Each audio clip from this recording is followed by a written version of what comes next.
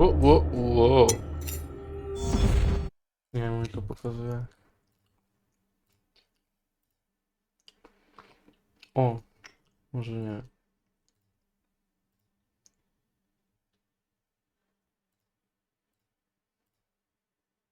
No 1080p. No to zajebiście, nie wiem dlaczego tak. Tak mi konwertuje na 480 choćby.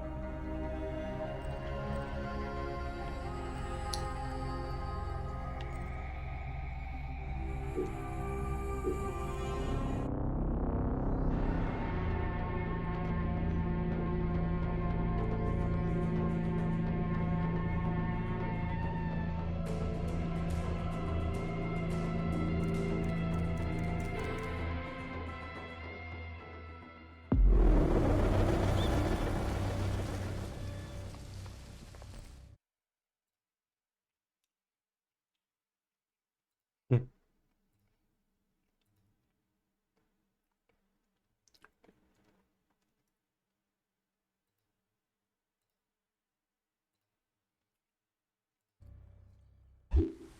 Dobra.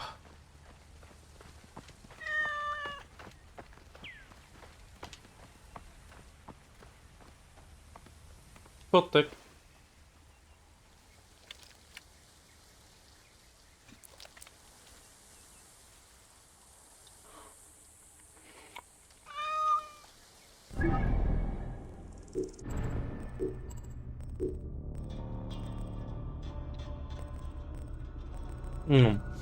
Zostały nam piramidy i daily life.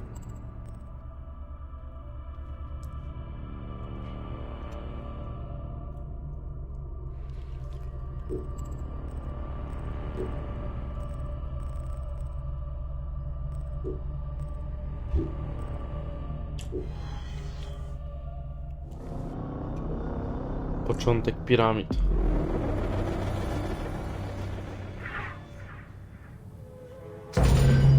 Welcome to the origin of the pyramid. Jak ono idzie? Choćby Batman jakiś. Albo cowboy.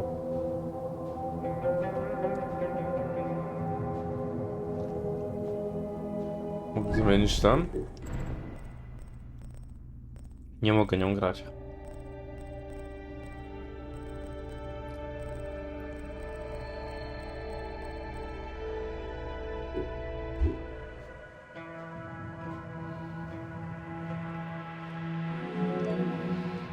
The origin of the word pyramid is controversial. Most believe that it originates with the Greek word pyramis, which referred to a bread of conical shape. Life and death in ancient Egypt were modeled on the cycle of the sun.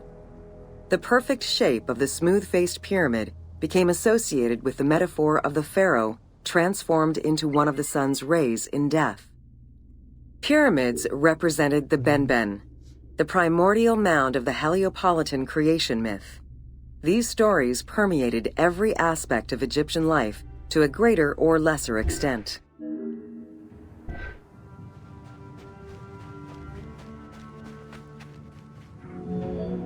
O kurwa, co to During jest? the pre-dynastic period, the development of funerary practices was different, depending on whether one was located in Lower Egypt or Upper Egypt. Well before the pyramid, there was the burial pits. It is on the site of Merimde Beni Salame in Lower Egypt that we find the oldest funerary site, dating back to 5000 BCE.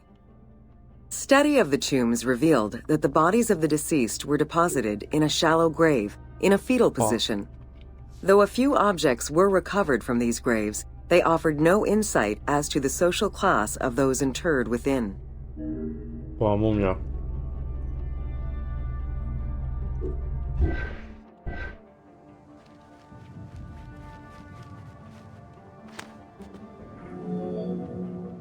In tam Upper widziałem. Egypt, pre-dynastic practices are easier to study, but reveal more complex funerary rites. They are divided into two cultural phases, Badarian and Nagata.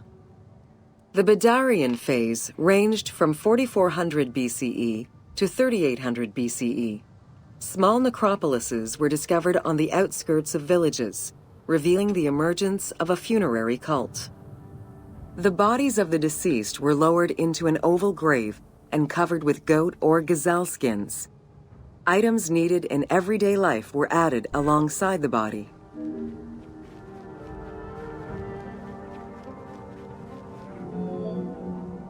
During the three Nagata periods ranging from 4000 BCE to 3510 BCE, funerary practices evolved in complexity. The shape of tombs changed from oval to rectangular, mimicking the homes of the living. The size of the burials increased and funerary items became more stylized and numerous. Tombs gained complexity, with masonry, wooden veneers, or raw bricks added to strengthen the structures. In time, socially stratified necropolises emerged. For example, in Hyrcanopolis, the elite and commoners had separate necropolises. The term mastaba, meaning massive bench in dialectal Arabic, refers to a form of funerary architecture that was present in Egypt from the Archaic period to the Middle Kingdom. An evolution of the burial pit, mastabas were generally composed of two parts. A structure was built above the ground in the form of a massive rectangle with stepped walls, and a subterranean burial chamber was located underneath. Smaller mastabas often surrounded the much larger tomb of the king. These generally held the remains of the king's relatives and courtiers.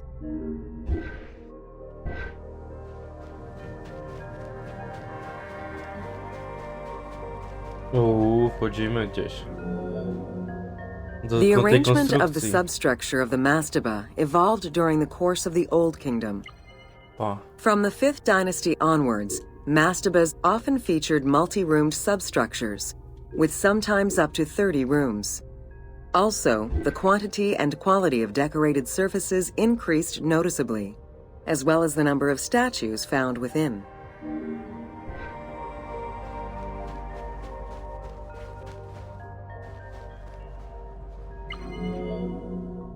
The 6th dynasty would see art used to its utmost. The entire surface of a mastaba would be covered in scenes of daily life, illustrating the prosperity of those lucky enough to comfortably spend eternity near the pyramid of a pharaoh. The best example of this type of mastaba is the tomb of Meroruka in Saqqara. Meroruka in Saqqara.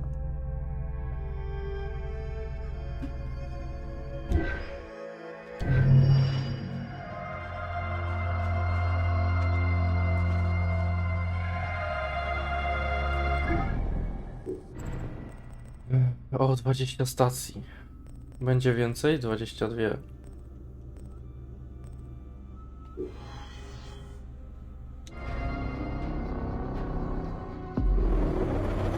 Dobra, gdzie jesteśmy? Tu.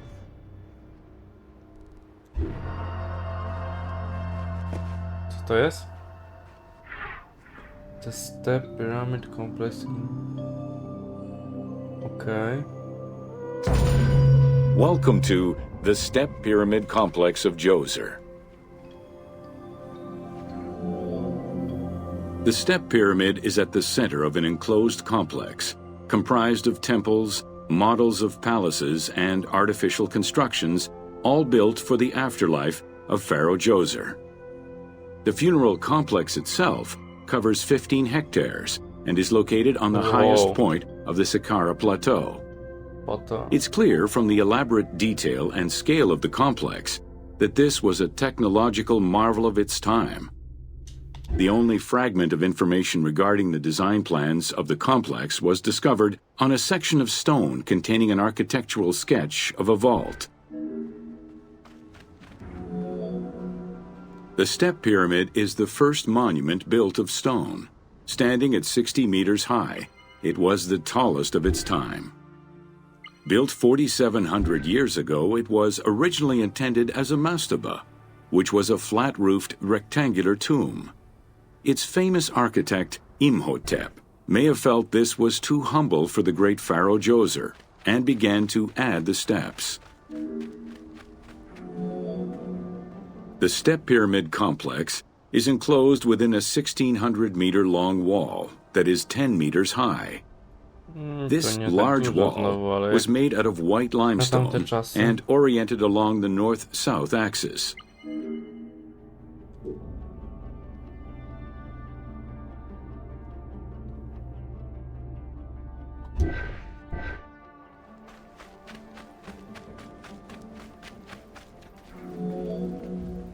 While there are 14 doors, only its eastern door was intended to accommodate the living.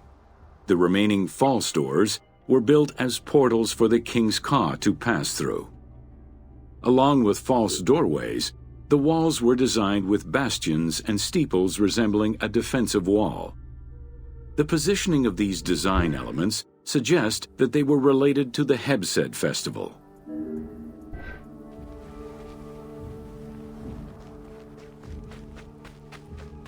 O kurwa.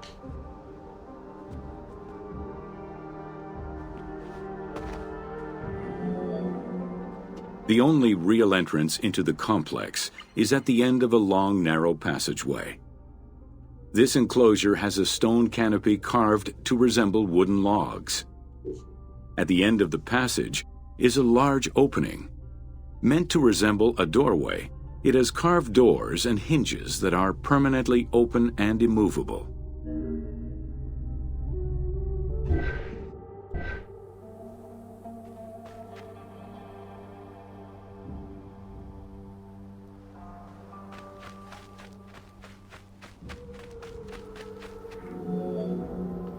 The corridor is lined with 20 pairs of columns up to 6 meters high, built by stacking stone drums. The completed facade was made to resemble reed stock bundles. Traces of red paint were found on the columns, along with black paint on the support walls. This would have had the effect of blending the walls into the shadows to give the red columns the illusion of standing on their own.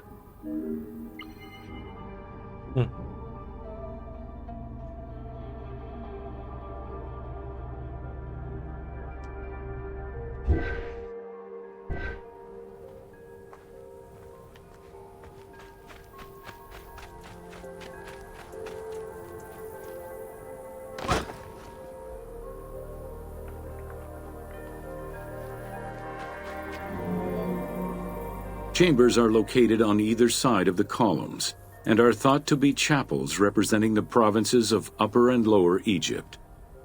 According to some Egyptologists, the arrangement of the rooms may be symbolic of jurisdiction and judgment.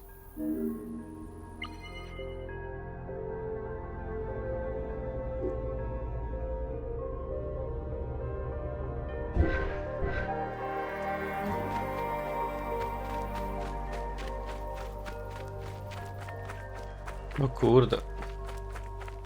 Długie to. Dawaj, na koniu się przejdzie. Ela, πάμε.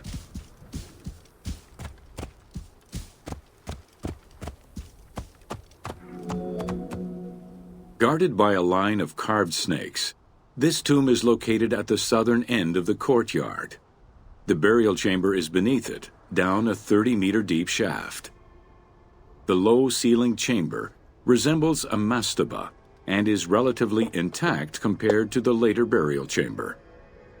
The tomb is made of pink granite, though there is evidence it was once polished limestone. Too small for a body, it is possible that the tomb was intended for the king's ka, or to hold the canopic jars containing the king's organs. Later traditions in burials would have the canopic jars in the same chamber as the body.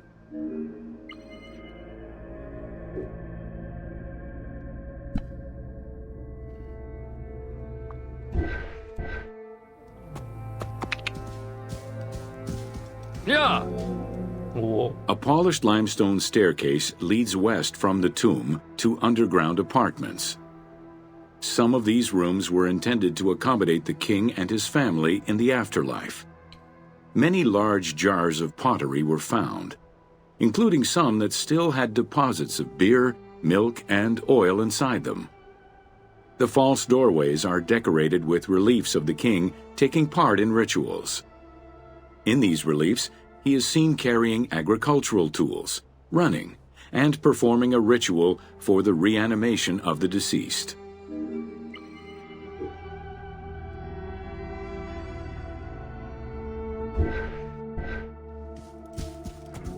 Whoa. The architect Imhotep chose stone as a building material in order for the complex to last. Following the completion of the initial mastaba, Imhotep devised a burial of more ambitious dimensions. He set about stacking mastabas on top of each other. Evidence shows that the pyramid was enlarged twice by additional cuts into the steps, eventually reaching 62 meters in height and 121 meters by 109 meters at its base.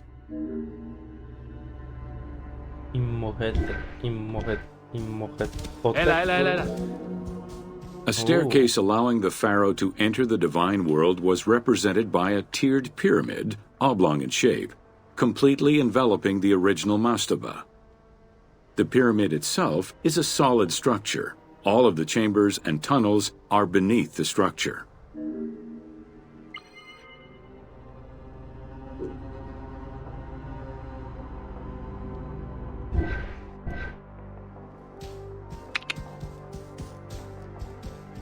Ha! Co jest?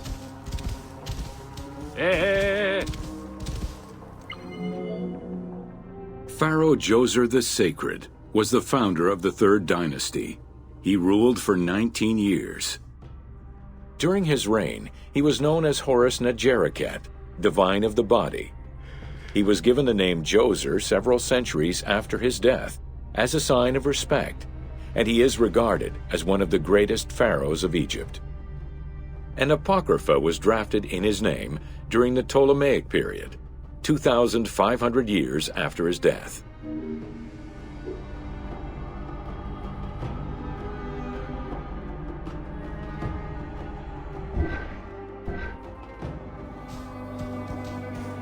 Amen. Djoser was associated with the sky god Horus in his human form. A plinth near the step pyramid is inscribed with his name and associated with Horus. He was the first to reside in Memphis, making it the central hub of government for the region. Djoser was known to have built many temples and monuments before the complex at Saqqara. The funerary complex was the first of its kind and would mark Djoser's greatest architectural achievement.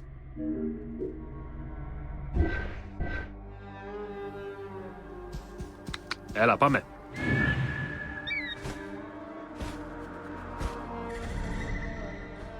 Tu jest przejście do Memphis. Tak? No pewnie, że tak.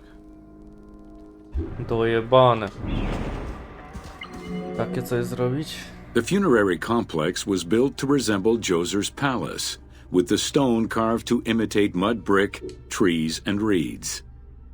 Creating these details and softer textures in hard stone would have been a time-consuming, labor-intensive task. Much of the complex is designed to accommodate the Hebsed festival, allowing the king the ability to affirm his rule even in the afterlife.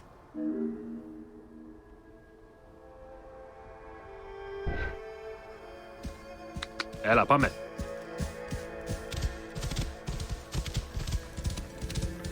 Ela.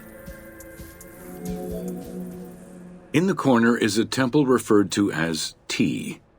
This temple is among the most mysterious structures in the complex. Its outer facade is plain, while inside it is decorated with intricate jed pillars and carvings.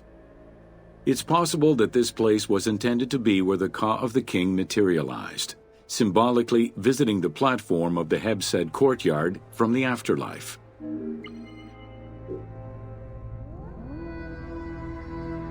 Dlaczego? Jest...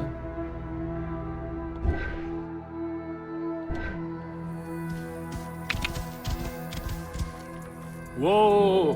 Whoa. The Hebsed festival enabled the pharaoh to maintain universal order and renew godly powers. Through a series of trials and religious rites, such as dance, offerings, and visiting the sanctuaries of various deities, the ruler's vital force and divine nature was confirmed. The celebration was meant to represent the ruler's jubilee and would take place every 30 years, though the deadline was not always followed. The earliest known ritual dates from the First Dynasty.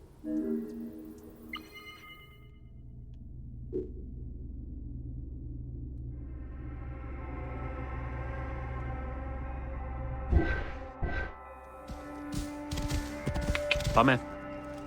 Eh. Within the complex of Djoser, southeast of the pyramid, is a dedicated space for this essential ritual to be performed by the king even in the afterlife. The Hebsed courtyard is lined with false chapels and equipped with a platform featuring 2 staircases meant to represent Upper and Lower Egypt.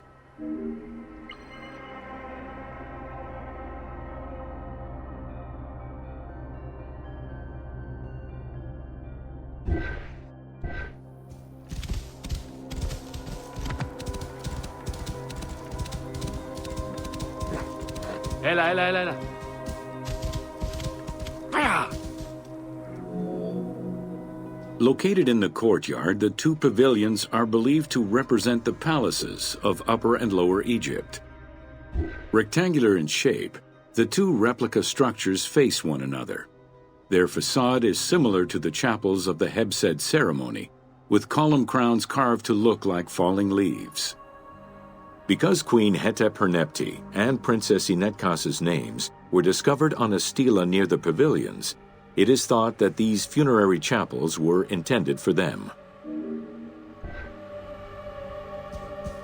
Ela, pame. Eh. The funerary temple is on the north side of the complex, facing the stars where the deceased ruler was believed to travel after death. Within this temple was the pharaoh's serdab, or cellar. It is a small, enclosed space with one wall sloped to match the first step of the pyramid.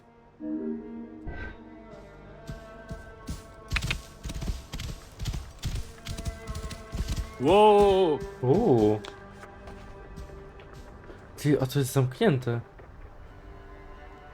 Co, nie będziemy zwiedzać piramid? The north wall has 2 observation holes. A statue of Djoser is seated on the throne, wearing a mantle and a tripartite wig with a crown known as a Nemes. Representing the king's Ka, this statue looks through the observation holes into the courtyard, enabling the king to observe the ceremonies and receive offerings in the afterlife.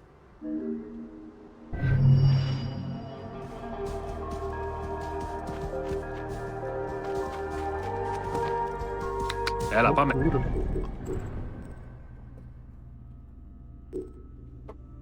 Ła! A, kurwiłem nogą.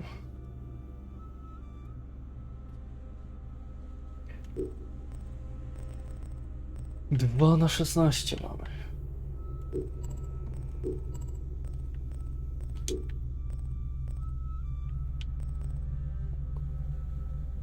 25,8 minut? Ktoś tu chyba cię przeliczył.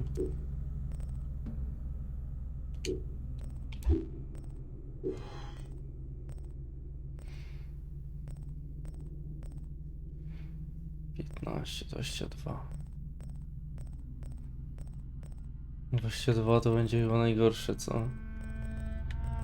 Dobra, dawaj te 10 teraz. W środku Djoser piramid. Teraz będzie elegancko. To jest ta piramida właśnie. Dawaj to. Welcome to inside Djoser's Step Pyramid. To jest ciekawe akurat. Się napiję.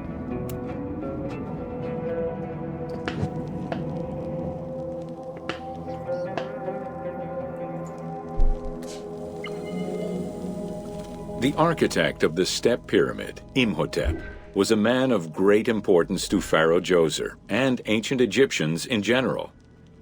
The base of a statue of Djoser, discovered in 1926, celebrates Imhotep as a carpenter, sculptor, stonemaker, and chief of the seers. Little is known of Imhotep's day-to-day life. While he is credited for writing medical texts, it is for his role of architect that he is most famously known.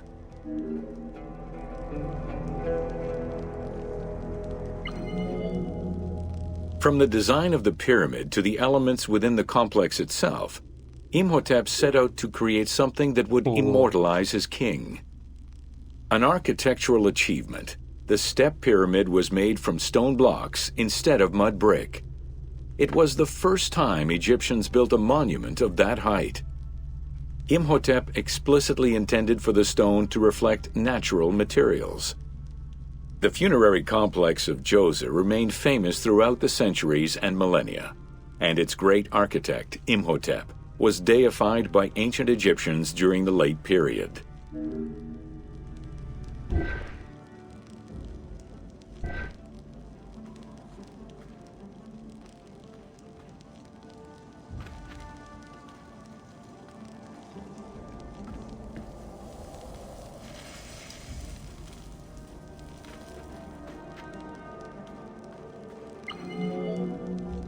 In addition to the central subterranean palace built for Djoser, 11 wells were dug.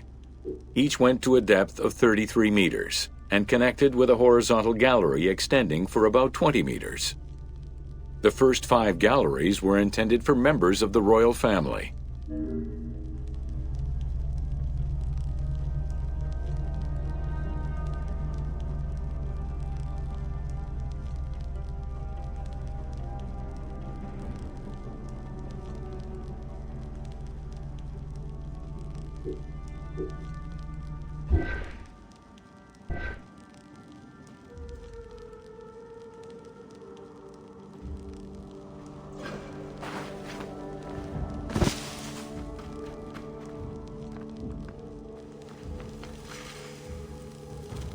Kurde, odkryłem ten.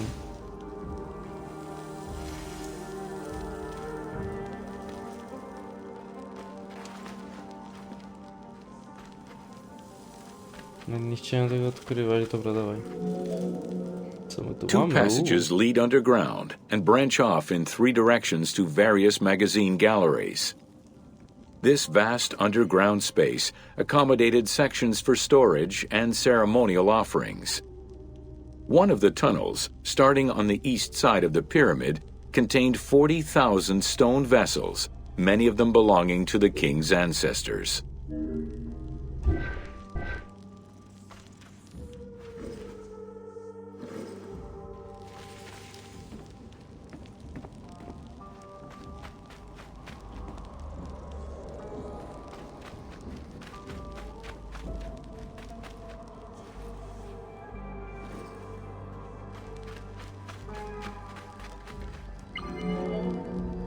The burial chamber of Djoser is located at the bottom of a 28-meter deep central shaft. According to Egyptologist Jean-Philippe Lauer, the chamber was originally made from polished blocks of limestone, while its ceiling was decorated in 5-pointed stars. At some point, however, the limestone blocks were replaced entirely by pink granite blocks, leaving behind only fragments of limestone blocks decorated with stars. At the foot of the chamber are many tunnels going in all directions. This maze of tunnels, galleries, and chambers stretches over 5 kilometers. There are a number of dead ends and false doors. They may have been intended for the afterlife, rather than to fool thieves.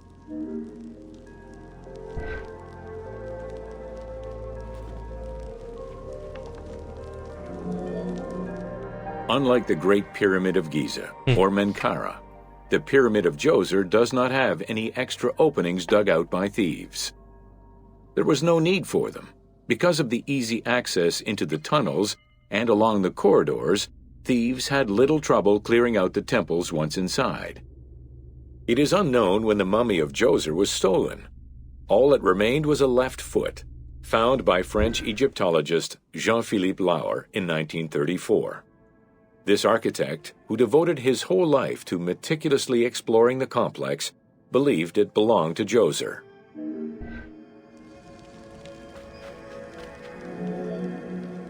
The Pharaoh's apartments, also known as the Blue Chambers, are decorated with blue-green tiles meant to imitate the reed matting that covered the walls and windows of his palace. The stone is carefully curved and painted to look like the rolled mats of open doorways and curtains.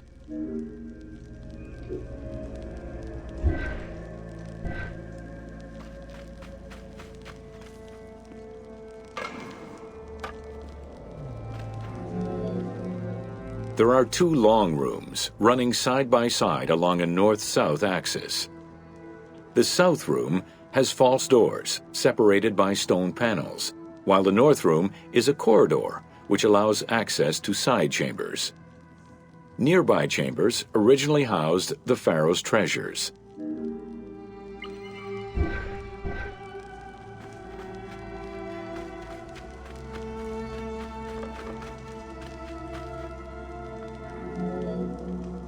The door frames are made of fine limestone and carved with the king's name. As in the south tomb, reliefs are carved into the doorways. These reliefs show the king performing rituals and visiting divine sanctuaries for all eternity. Their interiors are fictive additions made by the team to add to the wonders of the tomb. It is clear from the elaborate detail and scale of the complex that this funerary monument was a technological marvel of its time.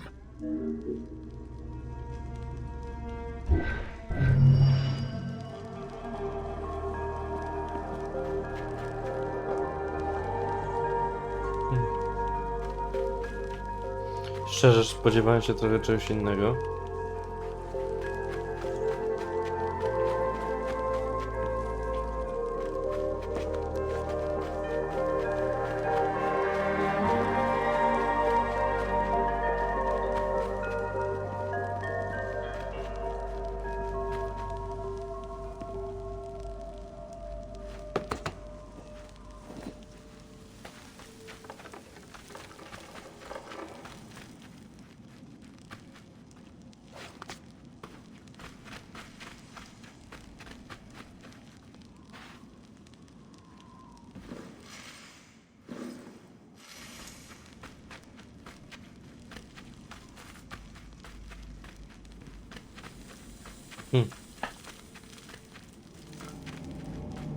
Bo godziny minęło, ja mam chyba z 4. Nieźle. Wyjdziemy sobie na górę.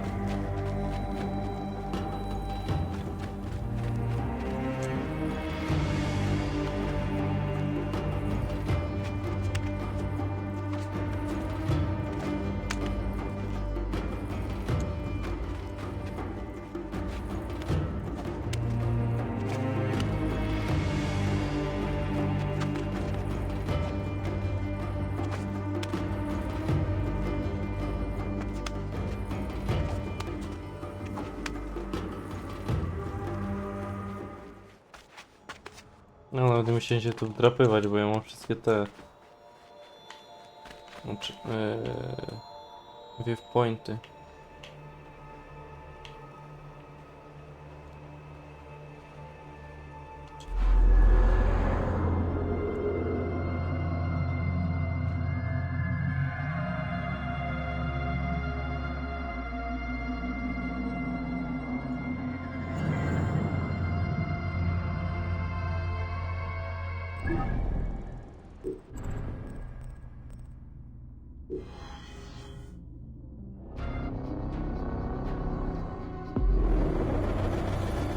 A ile mam? 4?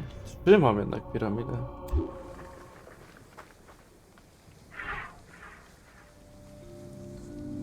O, kolejna piramida. Snefru First Pyramid. Welcome to Sneferu's first pyramid. Pyramid. A tamto to nie było The Origin. Aha. Dobra.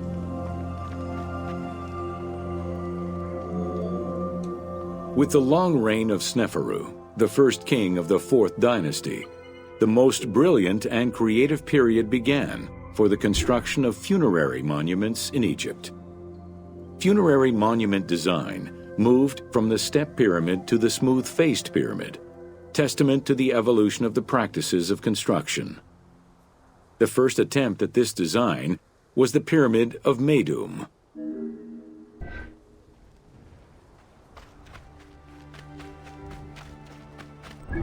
Jeszcze gdzie to jest? Tutaj.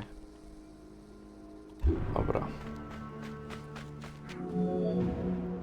While Sneferu's monument started as a 7-stepped pyramid, it was later altered into an 8-stepped structure. The final phase of construction saw the steps filled out and an outer casing applied to achieve a smooth surface.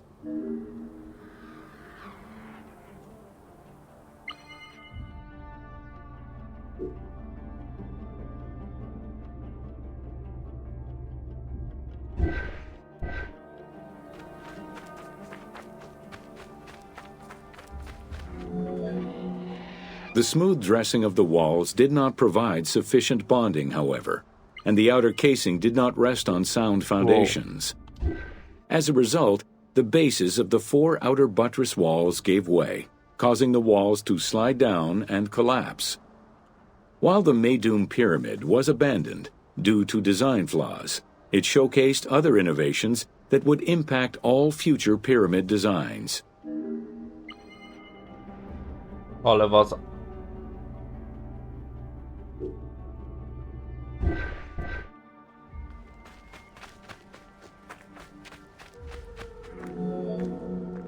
As well as the smooth sides, it was the first time a ceremonial pavement was built, leading from the valley to the temple of the pyramid.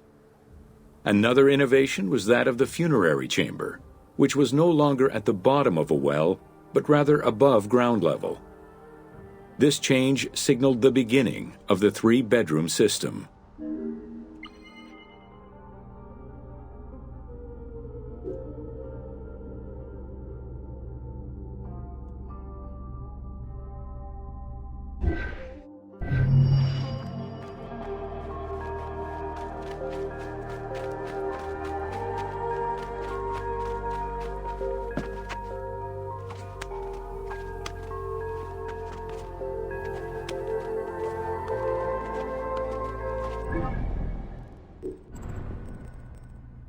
The Band Pyramid of Daxhur. Daxhur.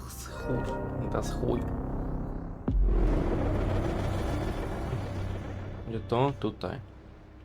Następna pewnie będzie tutaj. I tu już będzie creme de la creme.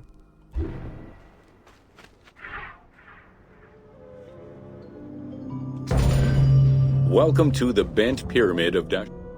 After the construction of the Meidum Pyramid failed, Sneferu transferred his residence and the official necropolis to Dashur. There he began construction on his second attempt at a funerary monument. The resulting structure, known as the Bent Pyramid, is the only one of its shape in Egypt. Hej. Czy kiedyś wchodziłem na tą piramidę? Musiałem. Ja nie przypominam sobie.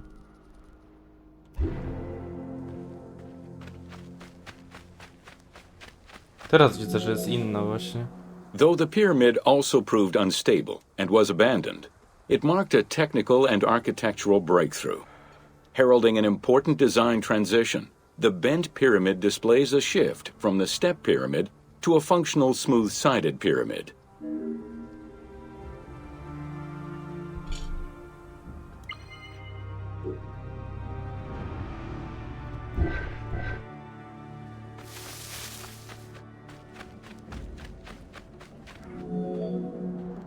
The Bent Pyramid was unique in having 2 separate entrances, one on the northern face and another on the western face. The chamber of this pyramid was too small for a human burial. It was probably meant for the burial of a statue designated to house the Ka, the vital spirit of the deceased king.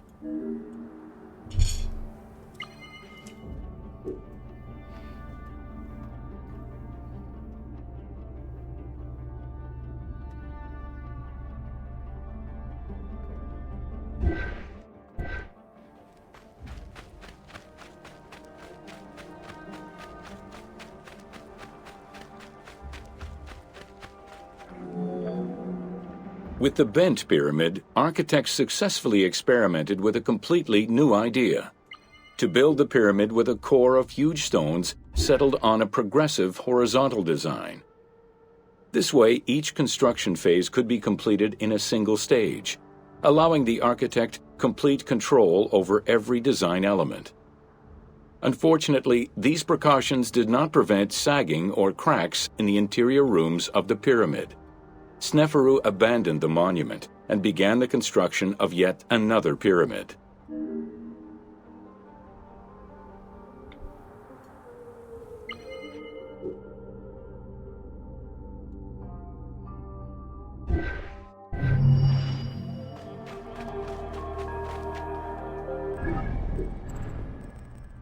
Go next. Już widzę te 22, nie? A jesteś później... 12, 25, kurde.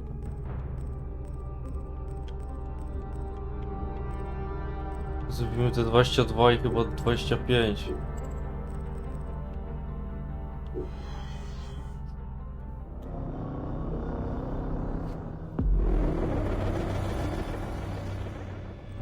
Teraz jesteśmy tu, gdzie myślałem właśnie.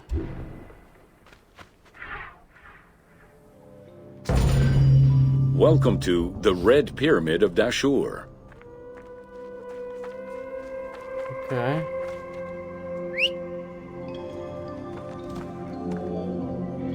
The Red Pyramid was built 2 kilometers to the north of the Bent Pyramid. It was so named due to the reddish limestone used in its construction. The Red Pyramid reached a height of 105 meters. While the ground level of the Red Pyramid is lower than that of the Bent Pyramid, its height is virtually the same. The task of making the pyramid a geometrical, true flat-face pyramid brought about yet another new design concept: the use of casing blocks. Prawdziwa piramida.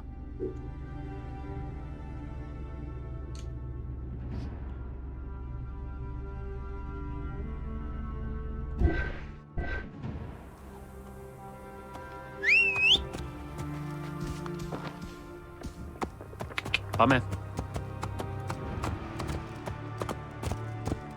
Ja!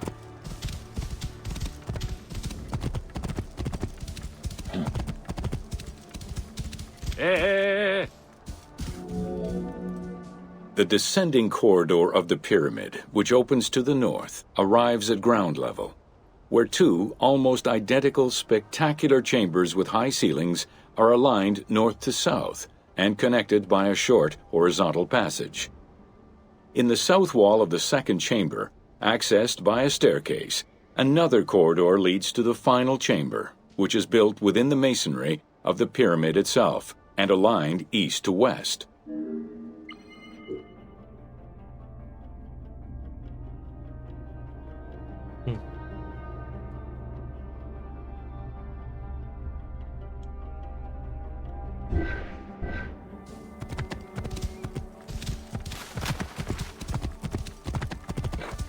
Ela. The annexes of the Red Pyramid consist of a small funerary temple located to the east. A causeway presumably ran due east from the temple, but it has yet to be excavated.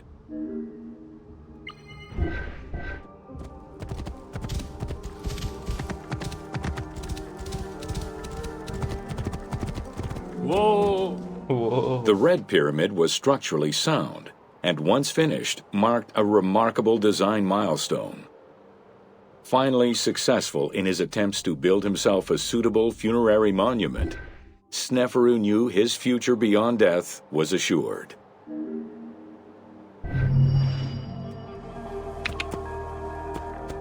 Ha! Dobra, lecimy dalej. Jeszcze dwa i będzie 22. Kurwa, co on chce?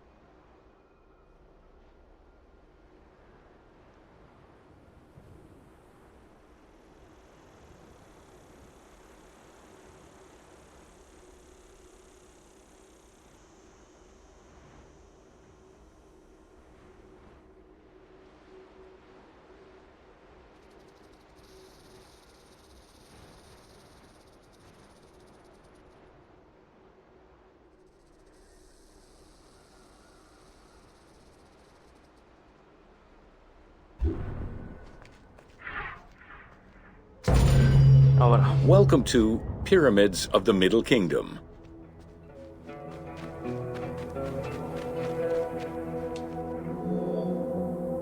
During the Middle Kingdom era, the powerful rulers of the 12th dynasty resumed the tradition of elaborate pyramidal tombs.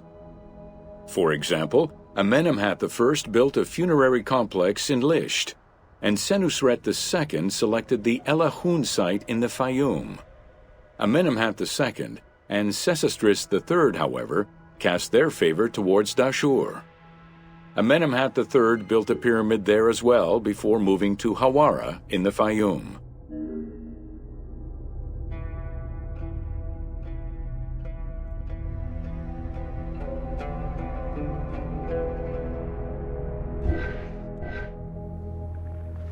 Myślałem, że fajnie sobie będziemy zwiedzać te piramidy.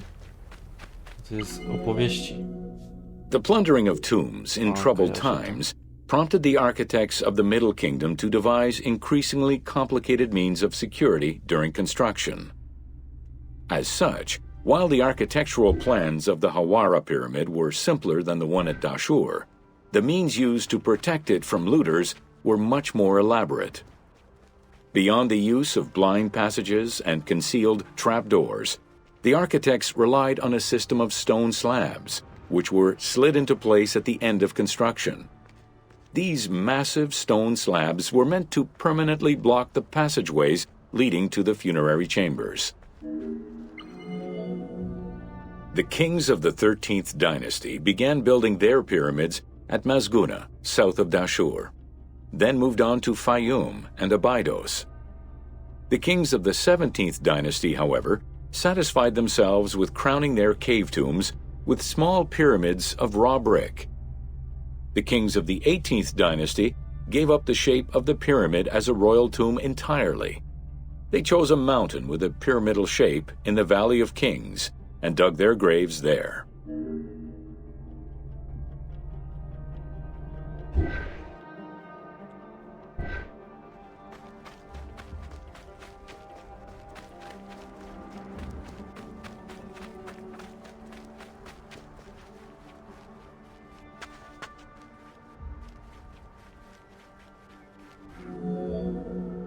It was not until the Nubian pharaohs of the 25th dynasty that kings were once again buried under pyramidal tombs. In fact, today, the area of ancient Nubia, modern Sudan, contains a record number of 220 known pyramids to Egypt's 138. Despite their slow decline in use and quality, pyramids continued to fascinate all and sundry up to the Roman era. They remain to this day a symbol of the religious dedication of the pharaohs and the grandeur of ancient Egypt. Wow. Kurwa, wow.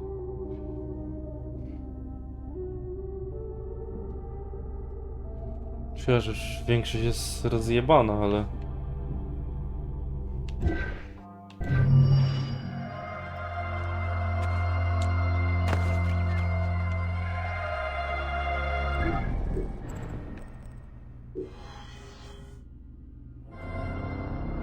Trzy stacje jeszcze i...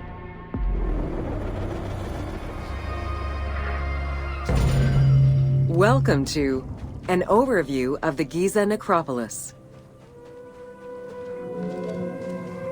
The Giza Plateau is located on the west bank of the Nile and was considered by ancient Egyptians as the domain of the dead. The pyramidal complexes found there were built over the span of 3 generations, during the reign of Khufu, Khafre, and Menkaura.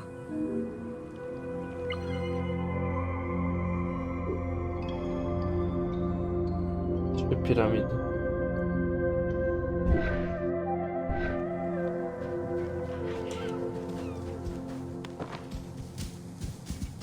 Πάμε. Έλα. The Giza area, now famous for its 3 pyramids, is part of a wider grouping of funerary complexes. Rulers from this period generally elected to be buried in the area. The focal point of the entire region was the city of Memphis, chosen as the capital of Egypt at the beginning of the Old Kingdom. Świngz.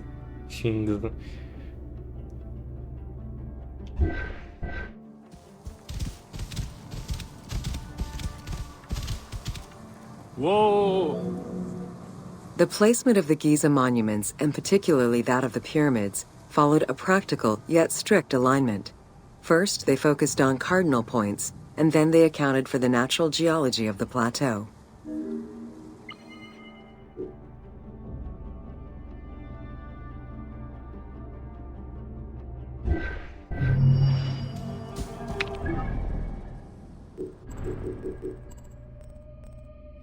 I teraz zaczynamy zabawę. Więc też jest 11, 15, 18.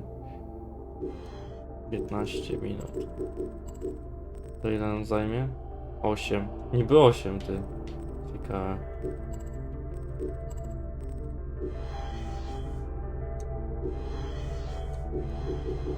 Dobra, zrobimy tak. Tepnij mnie to. No, to zrobimy 25. Ale przed tym trzeba jeszcze zrobić to. 12.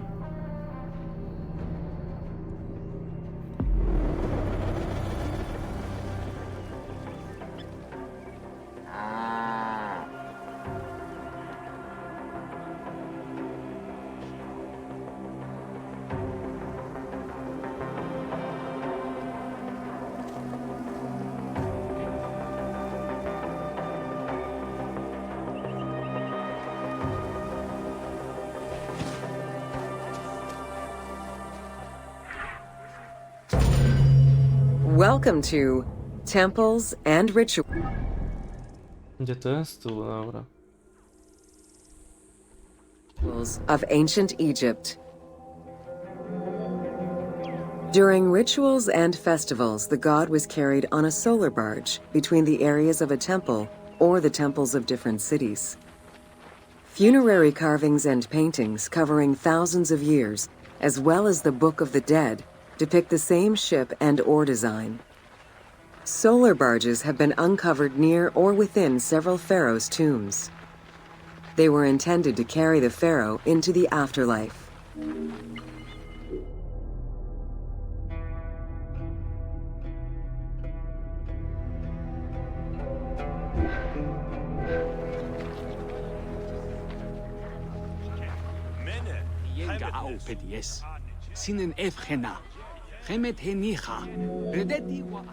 Ancient Egyptians believed that Ra, the sun god, traveled the skies in a boat known as the solar barge.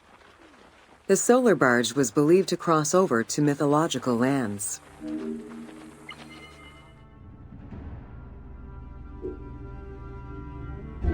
Okay.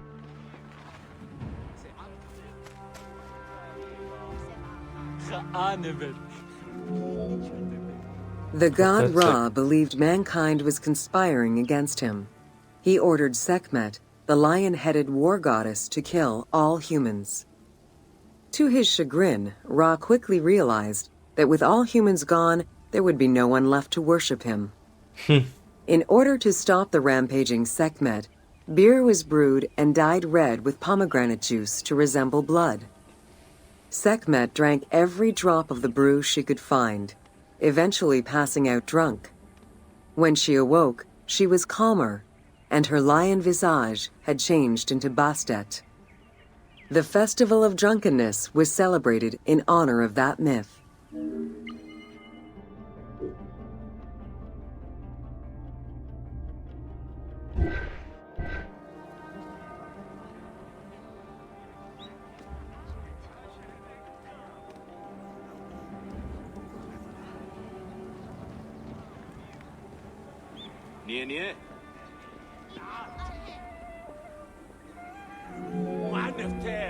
Unlike the daily rituals that took place in the temple and were performed by priests, festivals allowed the entire population of the city to participate.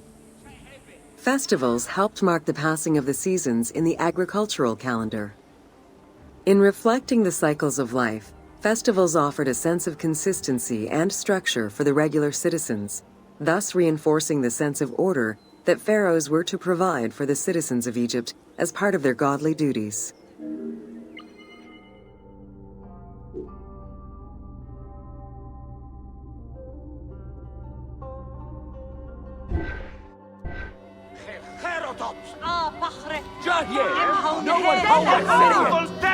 The importance of these festivals is demonstrated by their longevity. Records show that Osiris festivals occurred for more than 2,000 years. Some festivals serve to reinforce state control and promote the king's reign. Both the Opet and Set Jubilee festivals were specifically intended to celebrate the renewal of the king's power.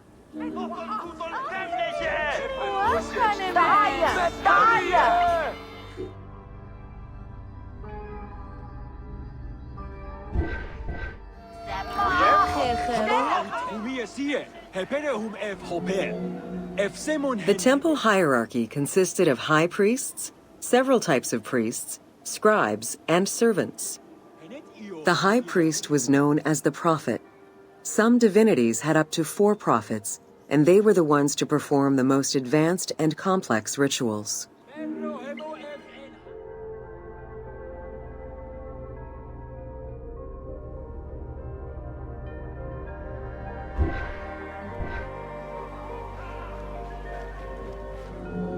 Okay.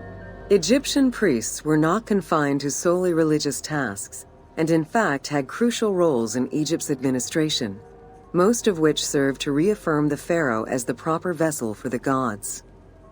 Their focus within the temple was centered on the proper conduct of daily divine rituals, rather than as custodians of dogma or the indoctrination of individuals.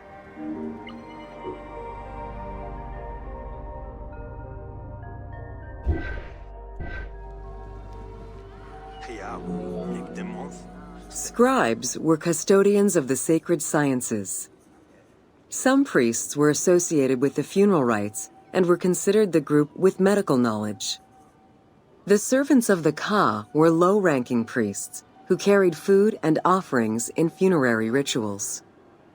Lector priests were distinguished by their ability to read, and their main duty was to recite specialized religious texts in both temple and funerary rituals. Chyba już widzieliśmy nieraz.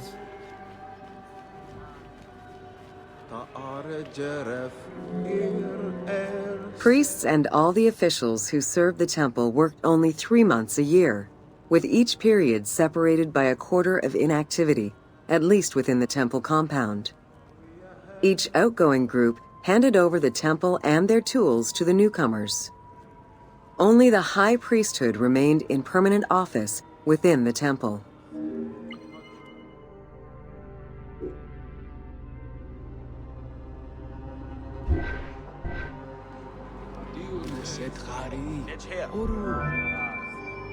The most sacred part of the temple was referred to as Jeser Jeseru, the Holy of Holies. The most sacred inner sanctuary was where the shrine to the temple deity was located. Only priests were allowed within. Offerings were given and rituals unseen by even the pharaoh were performed. While the team chose to allow any character access to this space in some game temples, normally it was reserved for priests alone. Okay.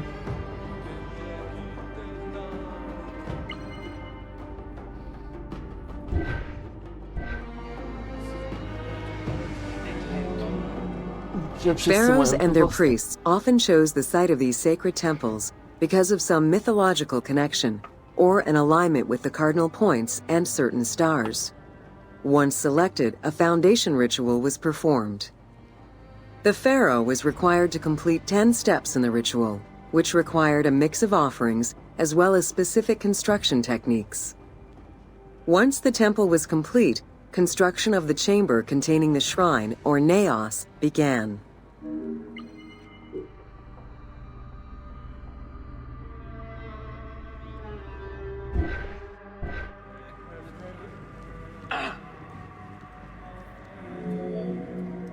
The naos was where the god statue stood. The representation of the deity was usually in stone or wood and decorated with gold, silver, and precious stones. Smaller temples had only one naos, while larger complexes, such as the Temple of Karnak, had many chambers to honor gods, such as Amun, Ptah, and Osiris. Each statue was believed to be a receptacle for the presence or essence of the god's Ka, enabling it to take a physical form. Through the statue, the god came to the shrine to eat, drink, and communicate with the pharaoh, or with the priests standing in for the pharaoh.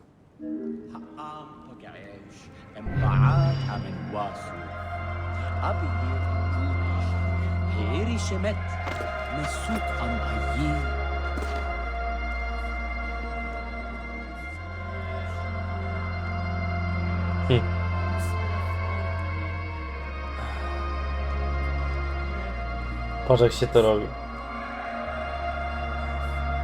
Dobra, pobłogosławiony.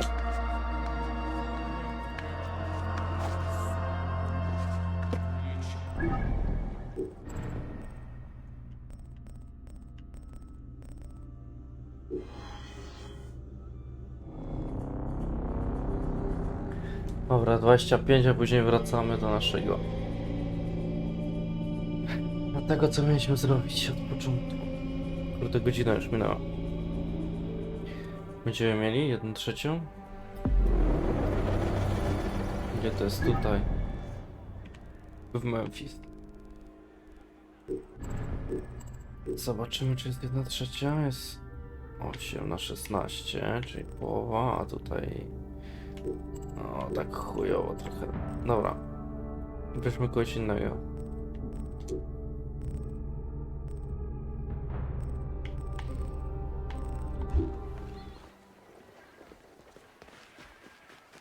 Ten jest śmieszny. Welcome to Temples and Priests. From its foundation, the city of Memphis favored worship of the god Ptah. The main temple of Ptah was known as Hutkaptah, meaning Palace of the Ka of Ptah. The name of the temple, translated into Greek as Aegyptos, would eventually evolve into the modern name Egypt.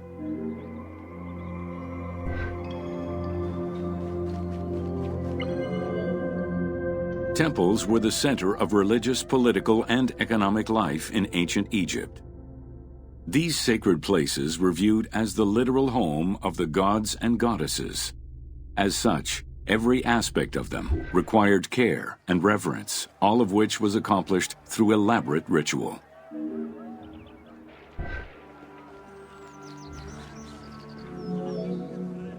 Located in the center of Memphis, the Temple of Ptah was the most prominent and imposing building in the city. The long walkway leading toward the temple, known as the Dromos, was guarded by rows of sphinxes.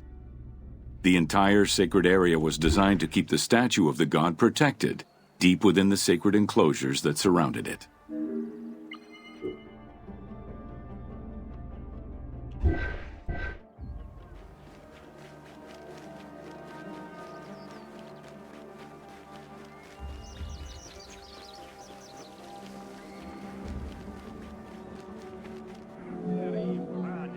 The Dromos opened into a courtyard, with the surrounding portico graced with columns carved to resemble palm trees.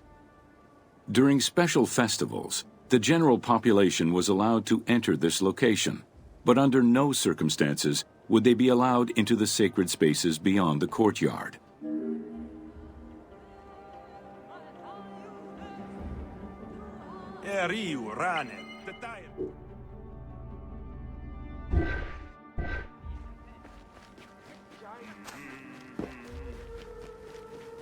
Nikuja nie jest 8 minut.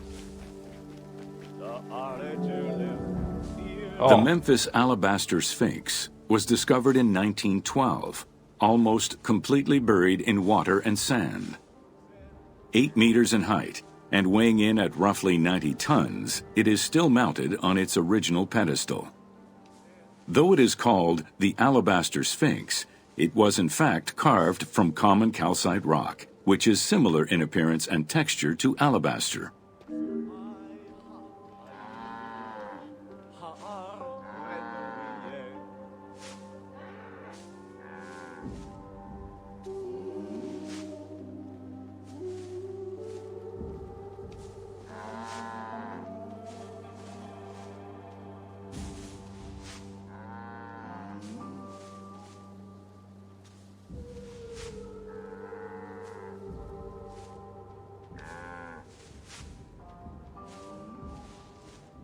Co zobaczymy?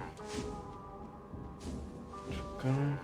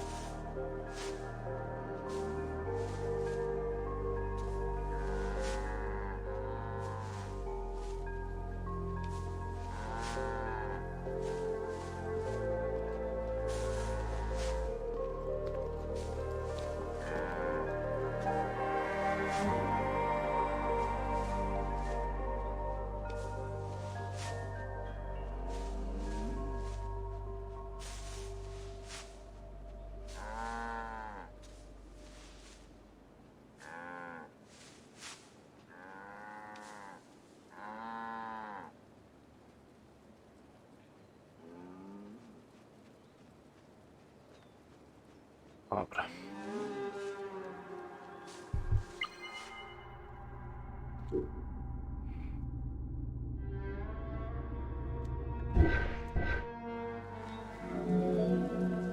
Erosion has destroyed the original engravings, making it difficult to determine when it was created. Egyptologists believe that its facial likeness resembles Amenhotep II, and so it could have been sculpted somewhere between 1700 and 1400 BCE. It is believed that this monument once stood outside of the Temple of Ptah and was integrated into subsequent extensions to the complex.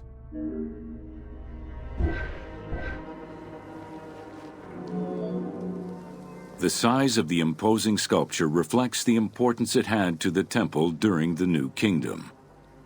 This Sphinx is one of the few remaining artifacts from the ruins of Memphis to survive.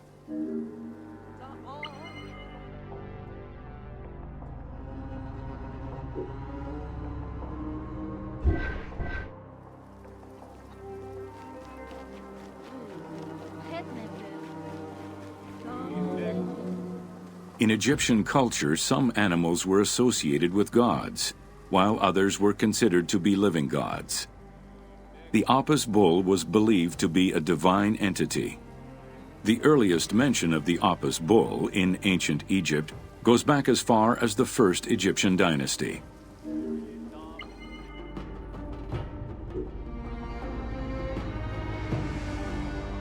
Iset. Bóg od Iset to byk. Zwierzę od Iset to byk. Byczek złoty. Originally the symbol of fertility, the Apis bull was linked to the god Ra, with the image of the sun carried between its horns. Aha. Later it was associated with Osiris, the ruler of the underworld, thus becoming the funerary divinity Osorapis. During the 18th dynasty in Memphis, the Apis bull's association with the city's deity earned it the title Herald of Ptah. The Apis bull was so revered that even Alexander the Great, upon his arrival in Memphis, gave honor to Apis.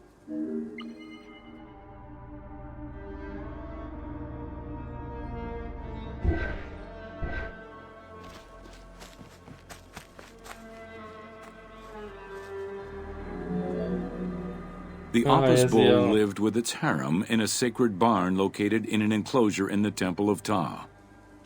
Each bull bore 29 signs representative of its divinity. Among them, the bull had an eagle-shaped mark on its back, a double tail hair, and a scarab-shaped mark under the tongue. The signs were intended to correspond with the lunar cycle. After its death, Egyptians would search for its reincarnated form among the livestock.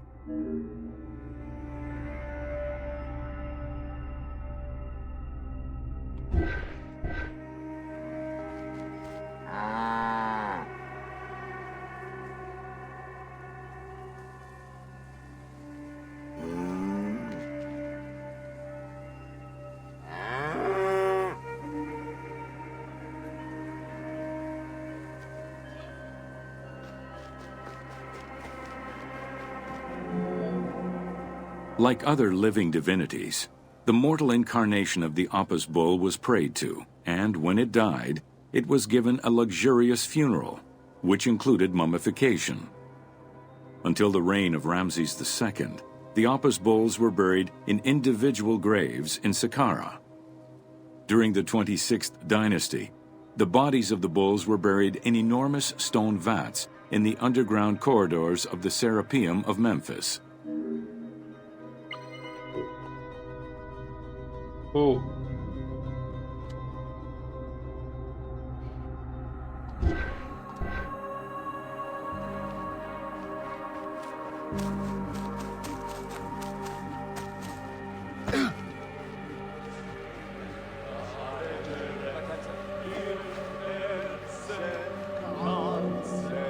Ancient Egyptians believed that temple rituals were essential to maintain order in the cosmos and allow communication between humans and gods.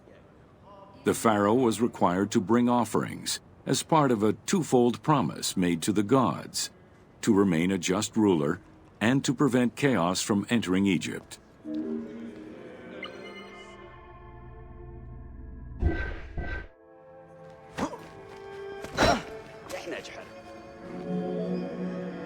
Details of the ceremonies found on temple walls provide a thorough overview of the stages of the daily ritual.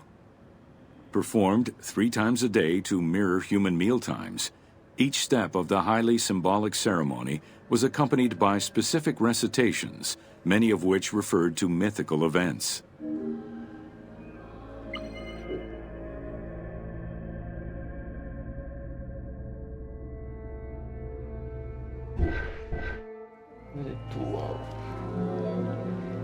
The high priest would first awaken the sleeping god with a chant. Then the seals of the shrine's doors were broken and the bolts drawn back. The act of swinging open the doors was a symbolic gesture where sight was granted to the deity. The priest would then bow and kiss the ground.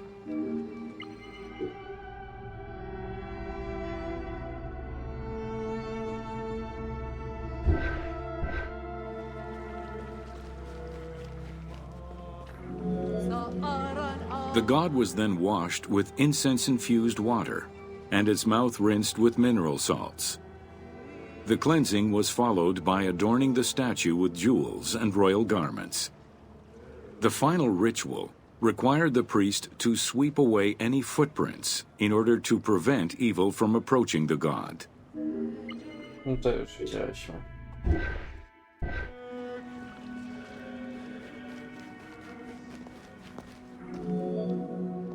Heredity was the primary source of new recruits. Rarely was an outsider allowed this position. At the top of the temple hierarchy was the high priest. Each temple dedicated to a god had at least one high priest devoted to its care and service. During the Ptolemaic dynasty, one family held the position of high priest in Memphis for almost 300 years.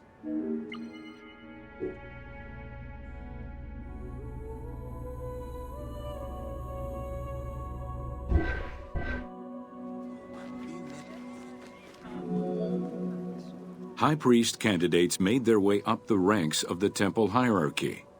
The one chosen to occupy the lofty position of high priest was usually confirmed by the pharaoh. Several of the high priests were also important officials in the government. Families sharing the highest priesthood titles tended to make many alliances, thereby gaining more land and wealth. Shifting balances of power sometimes resulted in more or less open conflicts between the priesthood and the pharaohs.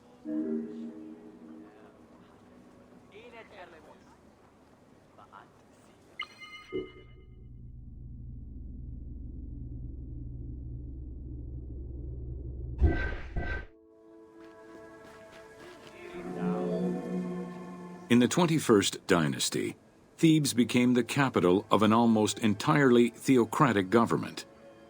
The city was headed by king priests who spoke and governed in the name of the god Amun, in open opposition to the ruling pharaohs. These king priests caused a massive decentralization of power, known as the Third Intermediate Period.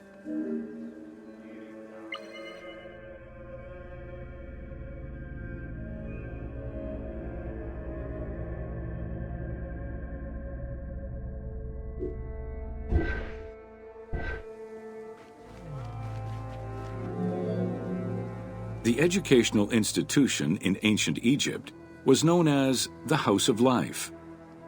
Attended by the offspring of the elite and the clergy, it was a place tailored to the social status of its attendees. The earliest references to this type of institution date back to royal decrees of the Old Kingdom.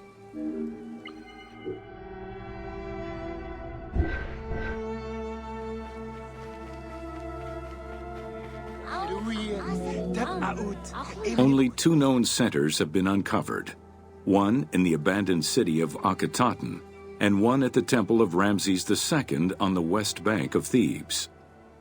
Inscriptions uncovered in those locations mention the names and titles of people who were connected with the House of Life, such as a chief physician and many scribes. It is presumed that by the late kingdom, every temple had a House of Life.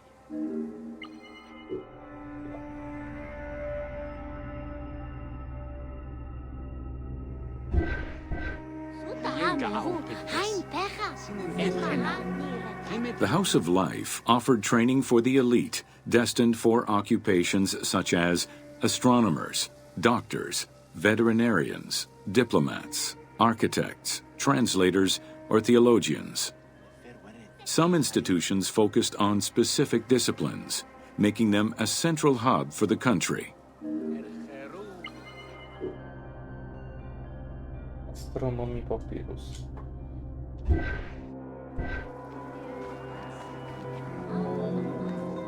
Not limited to instruction for young students, the House of Life was a source of reference for many scholars, with rooms dedicated to papyri of many disciplines.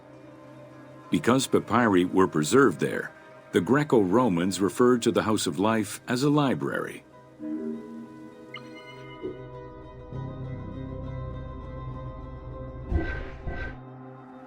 ساعات كمان أيوه نينكو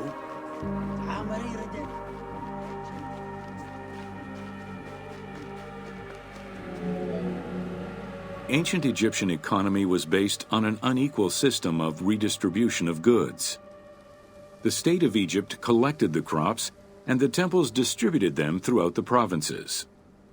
Since the only people capable of counting and ensuring a fair redistribution were the educated scribes, this meant that the temples played a pivotal role in this process.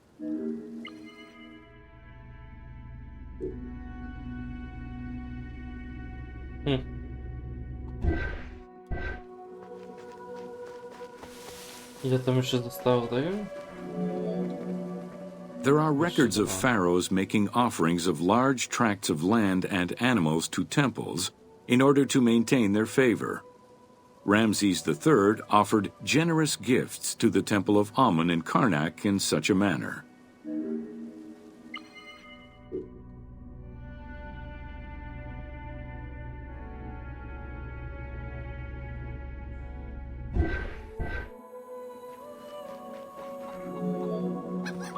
Palaces, warehouses, and granaries were built inside the temple compound to better control the redistribution of goods.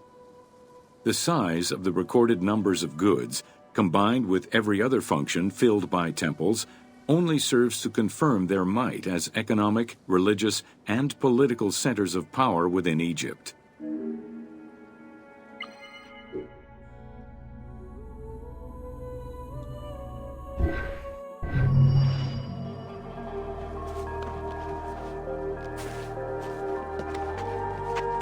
O, udało się najdłuższe.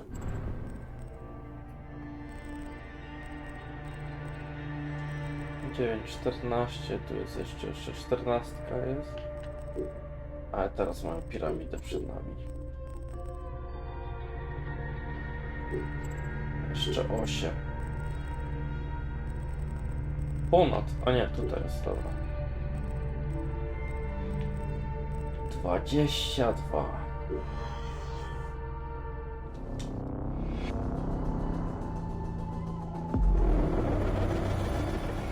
Gdzie to będzie? Co to jest w ogóle? To jest... Sfinks.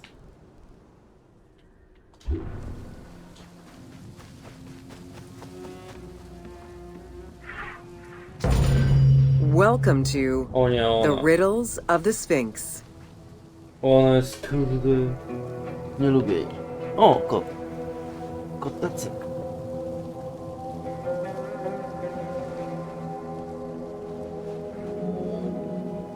A sphinx was originally meant to be a personification of the king. The human head, wearing pharaonic regalia, was fused with the body of a lion, thus sharing the qualities the powerful animal possessed, namely its power, the swiftness of its attack, and its majestic authority. By these very virtues, it was also considered a symbol of protection. Unsurprisingly, statues of sphinxes could be found along the dromas, protectors of the path taken by the gods to reach the temples.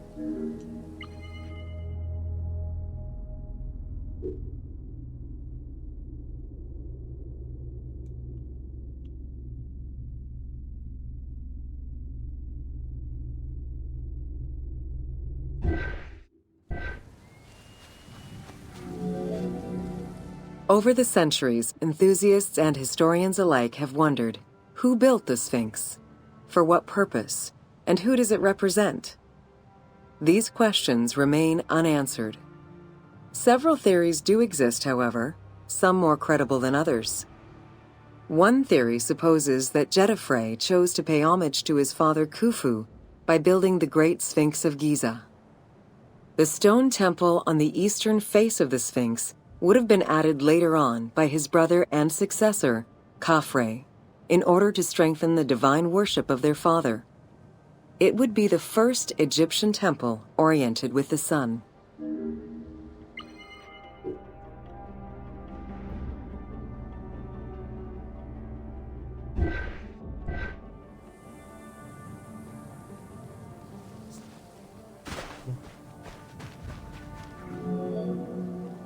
Another theory suggests that the Sphinx was built by Khafre and was meant to represent him. The arguments to support this hypothesis are based on the fact that the limestone beds used for the main work of the Temple of the Sphinx are geographically and architecturally similar to the Valley Temple of Khafre.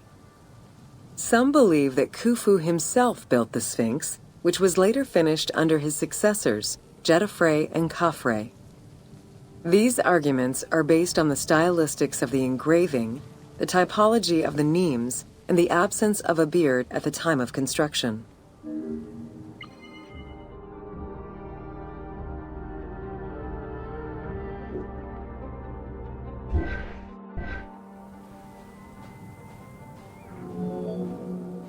While ancient Egypt as a whole leaves a rather monochrome vision of its monuments and statuary, it is vital to understand that in ancient times, absolutely everything was painted.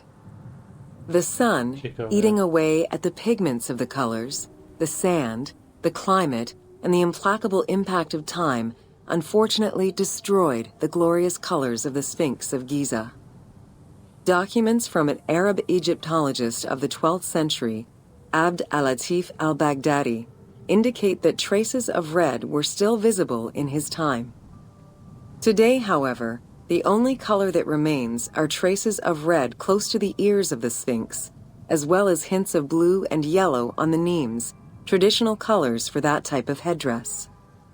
The pigments for the color red were man-made, obtained by mixing different products such as clay, quartz sand, and very finely crushed hematite.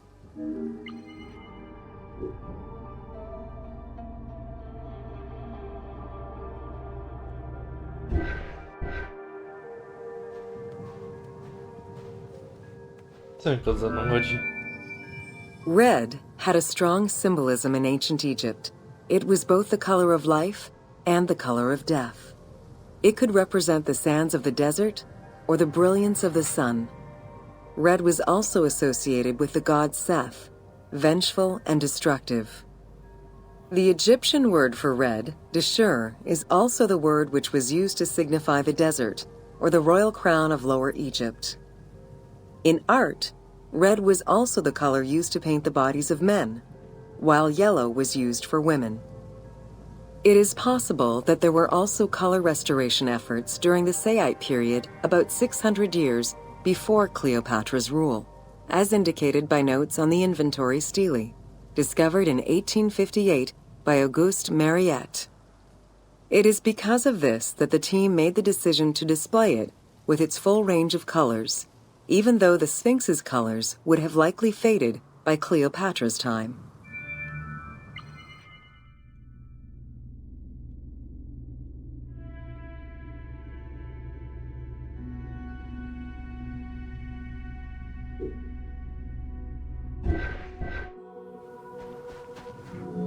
Okej.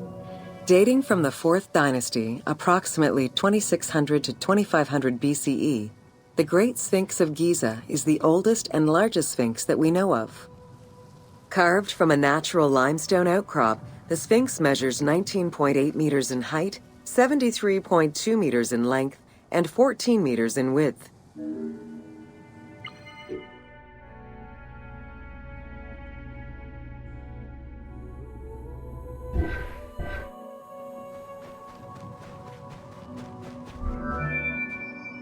In order to bring polish to the imposing monument, several blocks of limestone were added after the initial construction phase. Since then, there have been numerous attempts at preservation. The polish present in the game integrates some aspects of modern restoration attempts. The team made this choice to present a more iconic version of the Sphinx of Giza to the player.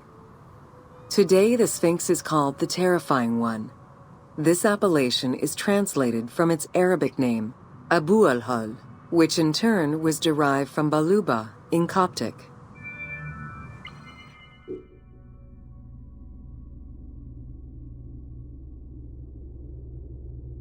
Okej. Tak wygląda. Ojebany nos.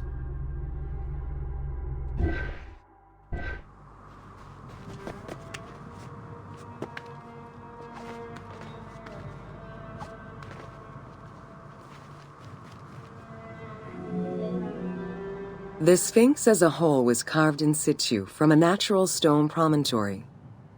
Its head was built in a limestone peak of the Mukattam Plate, and the body was sculpted in the underlying rock layer where it is located. The degradation of the Sphinx is due in particular to wind erosion and the different quality of limestone used in its construction. The level of sodium contained in the groundwater which abuts the stone is also a contributing factor.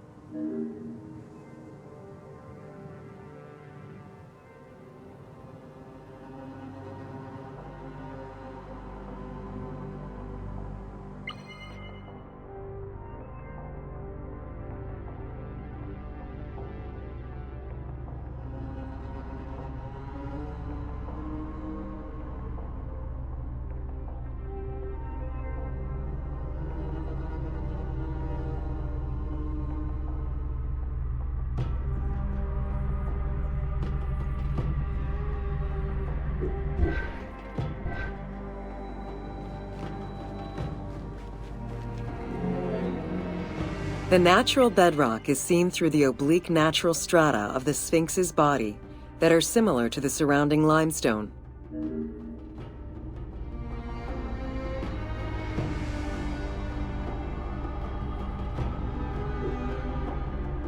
Już jest mały, mniejszy niż myślałem.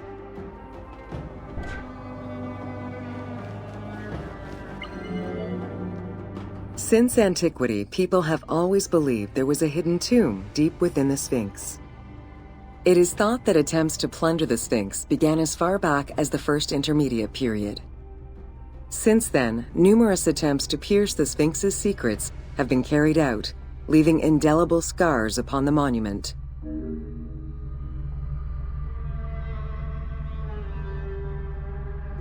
Biedny Sfinks. Dojeżdżają go.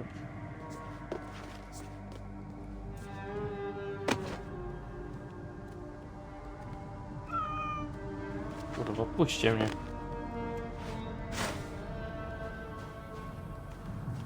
No, myślałem, że do środka wejdziemy. 12 meters long and cut during pharaonic times, another entrance in the back of the Sphinx aroused curiosity. Although Thutmose IV attempted to seal it off, it was possibly reopened by treasure hunters. It was rediscovered by Howard Vyse and mapped more recently by Mark Lehner. This entrance at the back of the Sphinx leads to different cavities of a few meters each, in directions going inside the statue's body and under the surface. The team has used this opportunity to extrapolate a little more.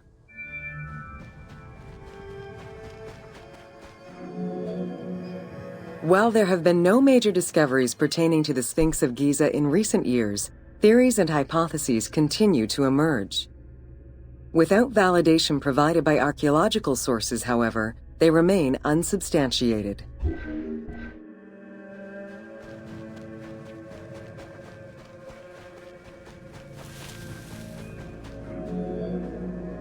The first of the main theories as to the Sphinx of Giza's meaning posits that the Sphinx was originally a massive representation of the god Anubis.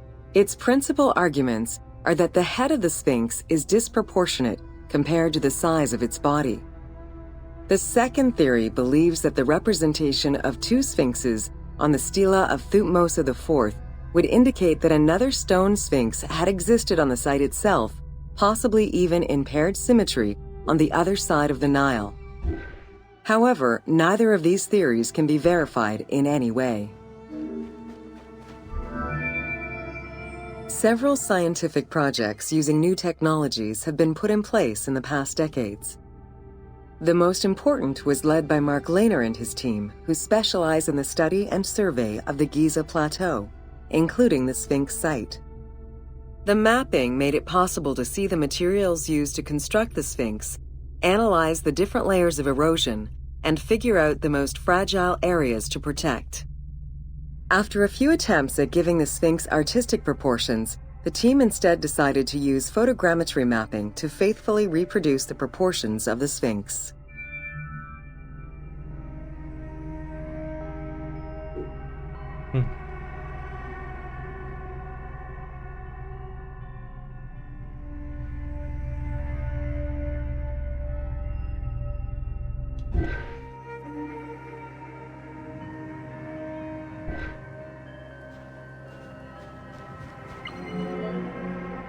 What the Sphinx of Giza represented during its construction and how the Sphinx was perceived by the Egyptians of the New Kingdom are two very different matters.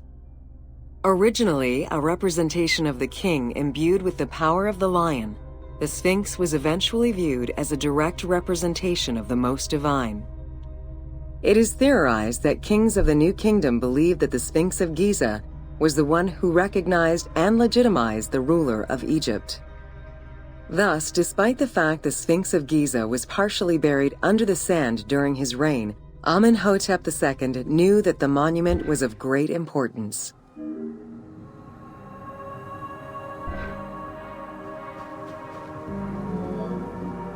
Amenhotep II built a second temple dedicated for the Sphinx as Horemakhet to pay homage to Khufu and Khafre, his predecessors.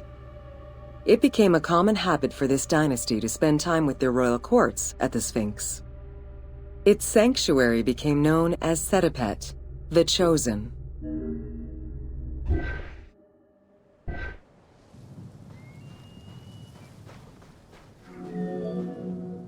Egyptologist Mark Lehner believed that Amenhotep II built a statue of himself anchored between the paws of the Sphinx, likely to legitimize his reign, alongside a stela found by Salim Hassan. Many other pharaohs of this dynasty, such as Tutankhamun and Ramses II, also left marks of their passage in a similar fashion, sometimes even stripping the stones of nearby temples and pyramids to do so. Amenhotep II's son and successor, Thutmose IV, was a frequent offender. While sleeping between the Sphinx's paws, the future Thutmose IV saw in a dream the god Horamakhet proclaiming his coming accession on the throne of the two lands. This was, of course, on the condition that he remove all of the sand covering the Sphinx, which stood guard as the personification of the god, and should thus never be engulfed by the sands of the desert.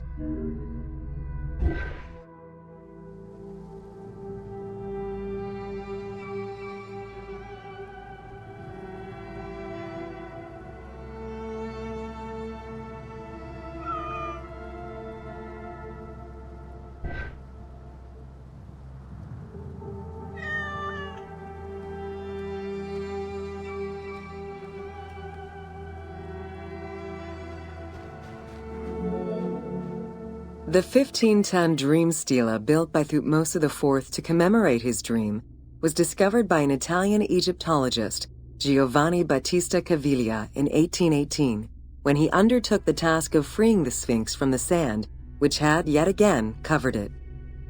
Caviglia was looking for an entrance into the structure of the Sphinx, but instead he discovered an open-air chapel and stelas between the paws. Ashes from a ceremony were still present. Protected by sand, they quite possibly were from the last ceremonies in Roman times.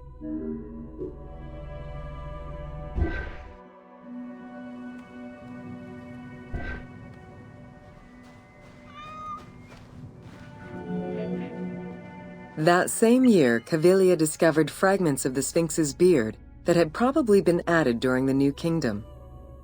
If many of these pieces are held by museums in Cairo, a fragment is displayed at the British Museum, along with a piece of the uraeus that was on the Sphinx's headdress. It is believed this fragment of beard was possibly kept in place thanks to the statue of Amenhotep II, which was supposed to be located under the head of the Sphinx.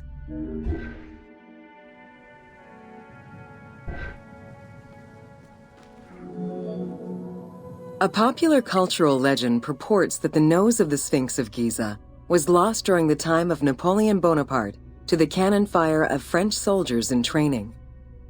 However, engravings from before the time of that campaign already depicted the Sphinx without a nose, indicating that it had been removed before the French campaign.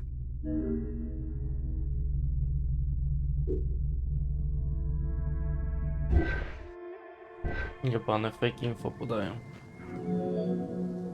The most plausible hypothesis is based on the research of the German historian Ulrich Harman. During the 1980s, Harman compiled medieval sources written by Arab authors. In doing so, he discovered that the Sphinx was once perceived as a favorable omen, a deity supporting sediment-nurturing floods and crops. Around 1378, a Sufi by the name of Muhammad Sa'im al-Dar could not stand this vision of the monument, and in an iconoclastic act broke the nose of the Sphinx. According to the texts, he was then hanged and burned between the legs of the Sphinx for his crime.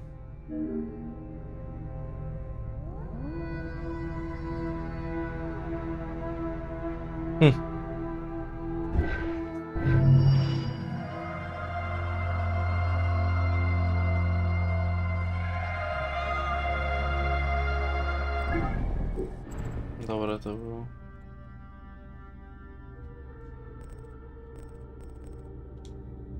Teraz już nie ma żadnych szybkich.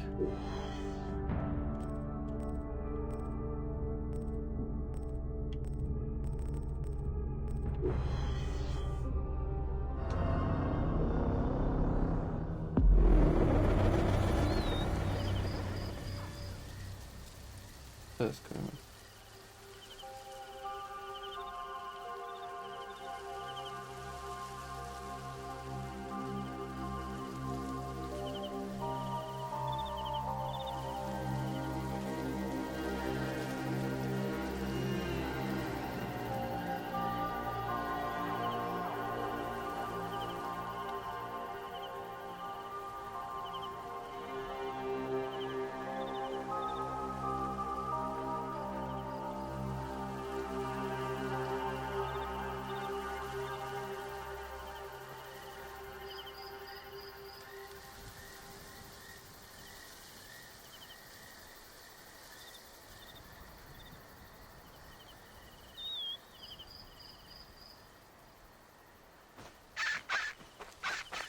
Go. Welcome to Khufu's funerary complex. To jest ziomek, który może to gadać. Ja! Yeah. Dache! The Valley Temple was the first architectural component encountered when one entered the funerary complex. It was considered the official entrance of the tomb and mixed the structural components of both a temple and a portico.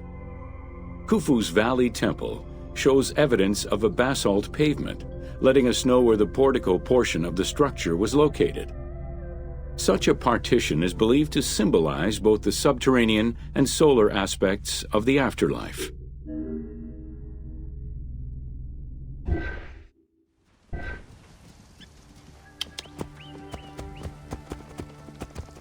No pięknie. Ja! Whoa. Yalla, yalla. Jalla. Khufu's causeway ran from the floodplain up to the plateau, linking together the Valley Temple and the Mortuary Temple. A traditional causeway presented itself as a paved path, enclosed by walls and often roofed.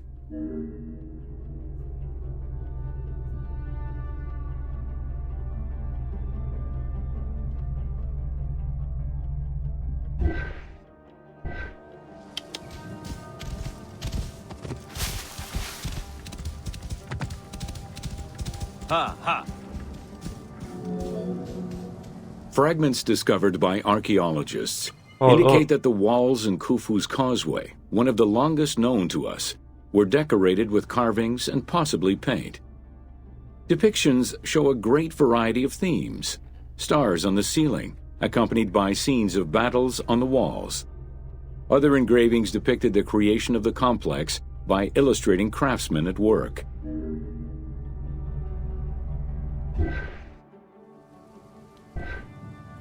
Yalla, yalla.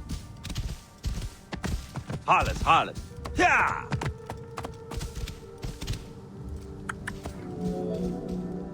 The most impressive private cemeteries of Giza are located east and west of Khufu's pyramid. The Eastern Cemetery was reserved for members of the royal family, while the Western Cemetery was mostly set aside for various court dignitaries.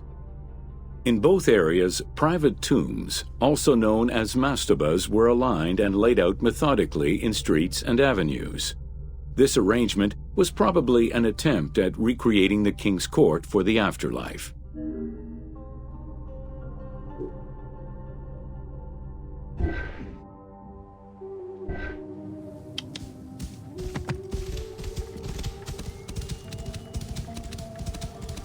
Ha, ha. Yeah! To the east of Khufu's pyramid reside three smaller constructions, the three Queen's Pyramids. A sloping passage led from the ground surface to a burial chamber, cut out of the bedrock and lined with masonry.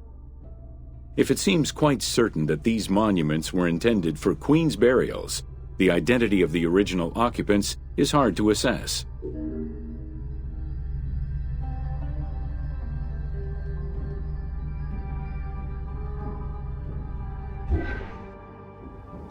Trzy piramidki.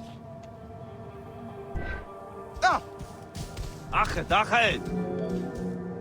The northernmost pyramid was most likely meant for Queen Hetepheres, who is believed to have been Khufu's mother. However, in 1925, her actual tomb was discovered nearby by accident. It was hidden at the bottom of a deep masonry pit in an underground chamber. Within the concealed chamber, Egyptologists discovered the most complete royal funerary equipment dating from the Old Kingdom, though her body was missing.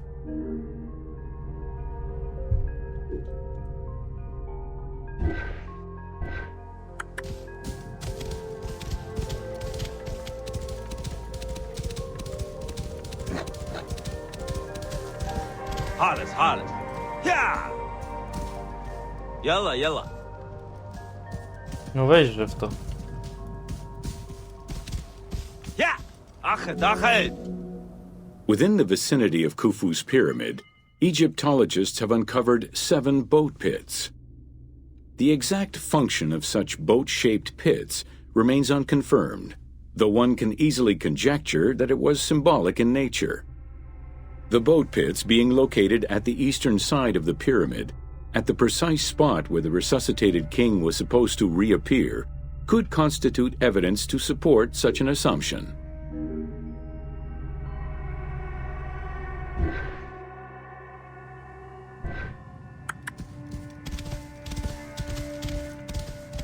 ها The 2 southern boat pits, each covered by a roof of huge limestone slabs, were discovered in 1954 by Kamal al-Malak, an Egyptian Egyptologist. Only one of them had been opened. 1,224 boat parts made of cedar wood were retrieved one by one and patiently reassembled by the master restorer Ahmed Youssef. This process took 28 years.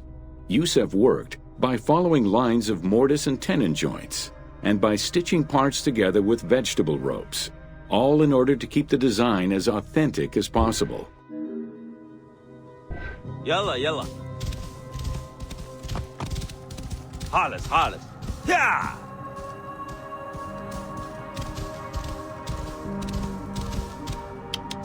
يا The Greek term pyramidion refers to the capstone of a pyramid or the tip of an obelisk. In ancient Egyptian, both components were called benben. This word was also used for a specific kind of food, a cone-shaped offering made of bread. The pyramidion was intended to be a miniature reproduction of the pyramid, making it equal to the monument itself in symbolic importance.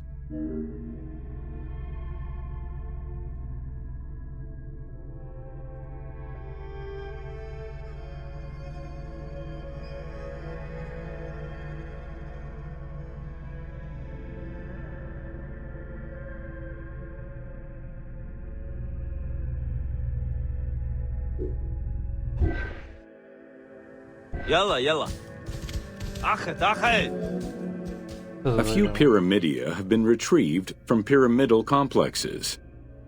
The earliest, found in Dashur, is undoubtedly a good example of Old Kingdom's pyramidia. It is made of limestone and has no inscriptions. Some engraved pyramidia were recovered from private funerary chapels. Their inscriptions all related to the solar symbolism of the benben. يا ها The pyramidia of the pyramids of Giza were never recovered. The reconstitution you see in the game is fictive, incorporating a golden pyramidion bearing inscriptions relevant to Khufu. Okej. Khufu. خالص خالص يا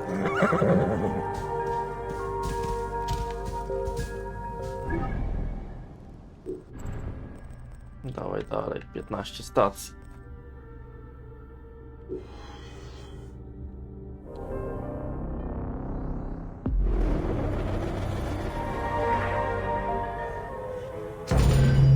Welcome to Secrets nie. of the Great Pyramid. Tylko nie...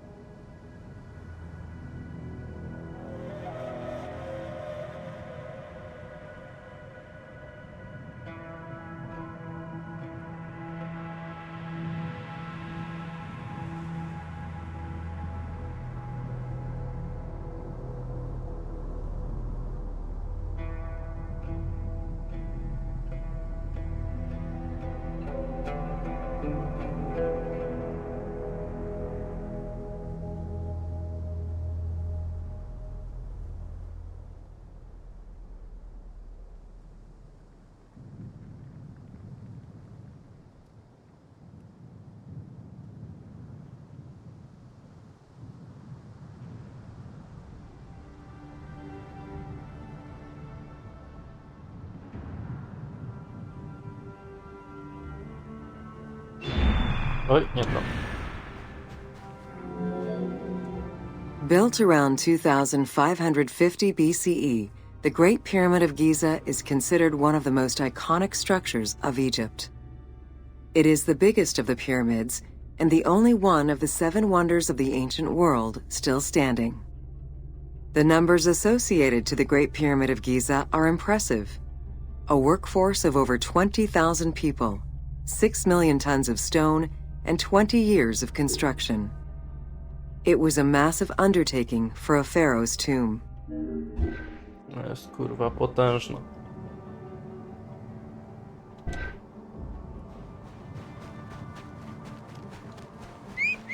Dajcie konia.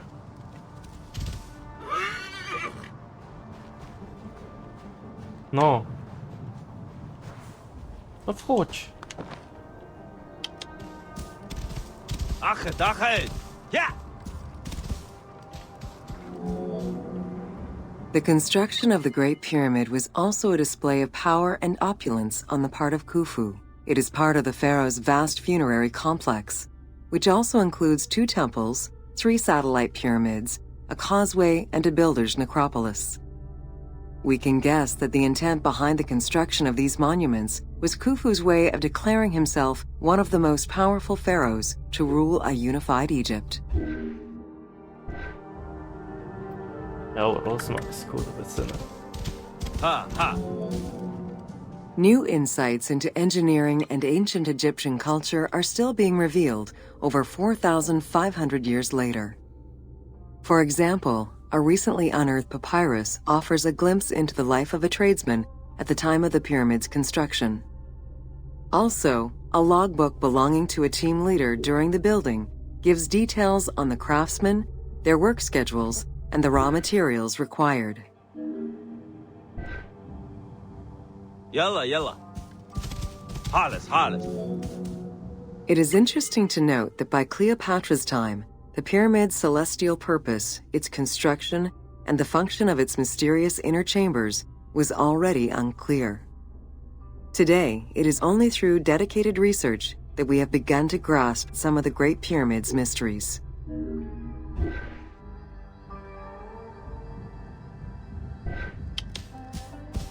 Ha! Ja muszę coś zobaczyć paszport.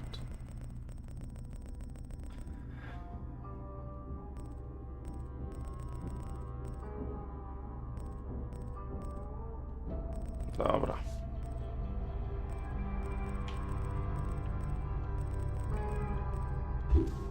Yeah! The Egyptians had polished their design for centuries by the time work on the Great Pyramid began. Oj. Intended as a tomb for Khufu, the Great Pyramid's structural design has been considered to be nearly perfect by engineers and historians ever since.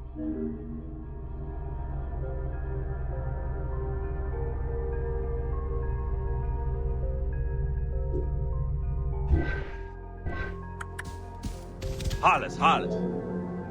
Precisely oriented north-south to the 4 cardinal points of a compass, the length of each side of the Great Pyramid at its base was 230 meters, and its original height was 147 meters. The pyramid is a mere 0.05% error away from being a perfect square. No. 0,5.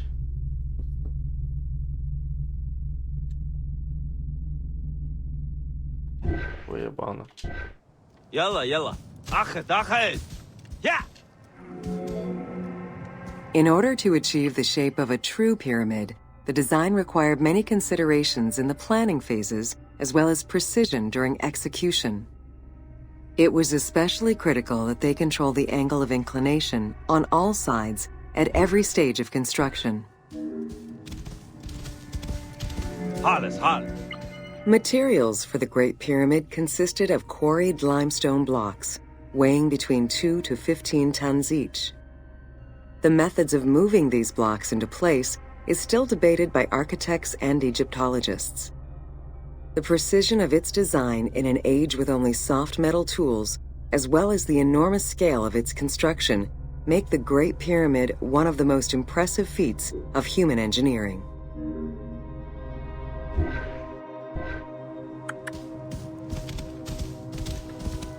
Ha ha! Yeah!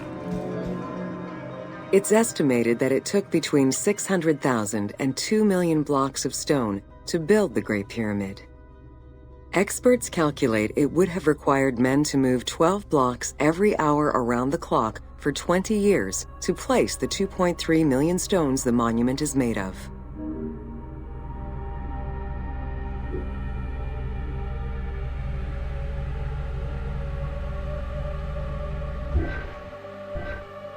Co za pojeby. Achet, achet!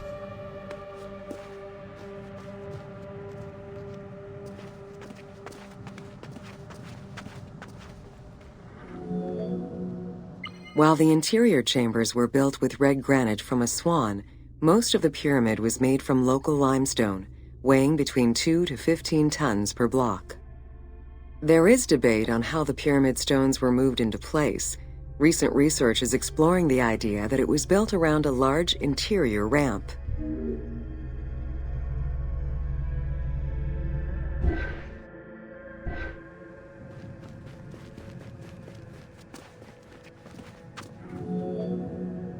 The recently discovered logbook confirms that the high-quality limestone of the outer casing was brought by boat across the Nile from a quarry in Tura. Once complete, the smooth white polished stone of the Great Pyramid would have reflected the sunlight like a beacon, earning it the name the Horizon of Khufu.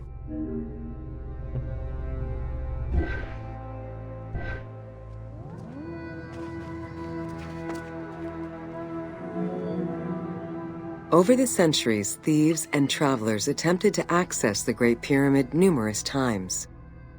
Ancient writings describe details of its interior, proof that some made their way within, though who gained entrance first and when is unknown.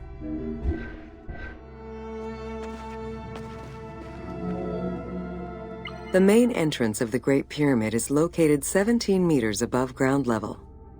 It faces north, likely in order to align with the North Star. Though the entrance passageway had been discovered in antiquity, any further access into the Great Pyramid was stopped by massive vertical slabs of rock. As such, present-day visitors to the pyramid must use the robber's entrance.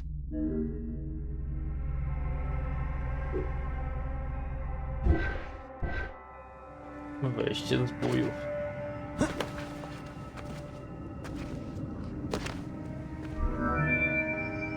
The robber's entrance is reported to have been opened in the 9th century by Caliph al-Mamun. In search of treasure, the caliph had his men dig their way inside the Great Pyramid. The most likely scenario is that they enlarged a corridor which had been created by tomb robbers during antiquity. As such, this is how the team can justify access to this wonder.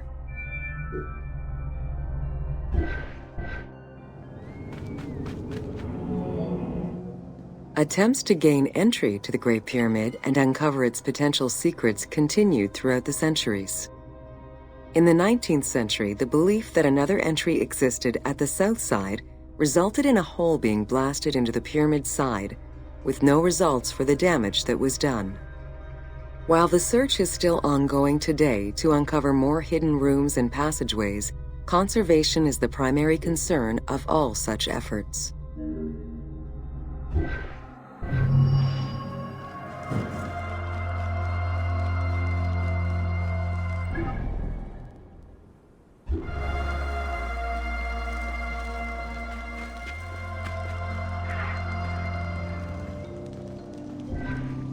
Czekaj, to nie jest next, nie?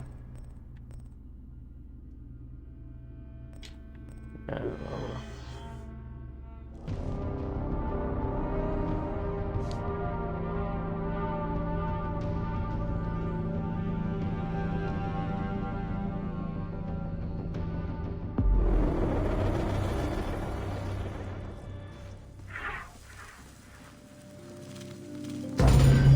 Welcome to the Great Pyramid, Subterranean Chamber.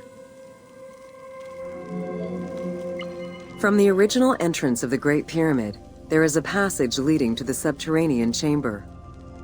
Its walls were carved out of the existing rock of the plateau and then covered in a fine, unmarked limestone. The descending passage has a steep 26-degree downward slope. Narrow and with a low ceiling, this pathway is long and challenging. While the original passage was 145 meters long, the team reduced its length and made it both wider and higher. The main focus of the work in reproducing the location was centered upon preserving the unique claustrophobic environment of the Great Pyramid, while still allowing for a smooth game navigation. The well shaft was a 58-meter vertical passage that connected the descending corridor to the grand gallery above. An adjacent grotto may have originally been a small natural well in the bedrock that was enlarged during the tunneling. Whether the grotto was intended for another purpose is uncertain.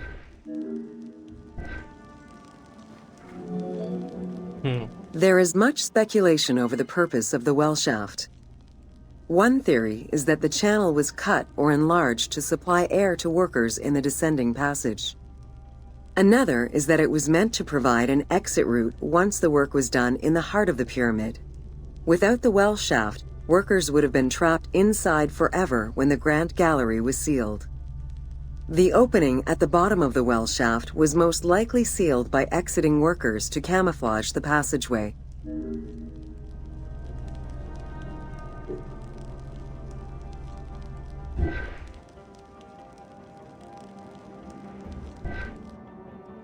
Idzie tu przejść? Nie idzie.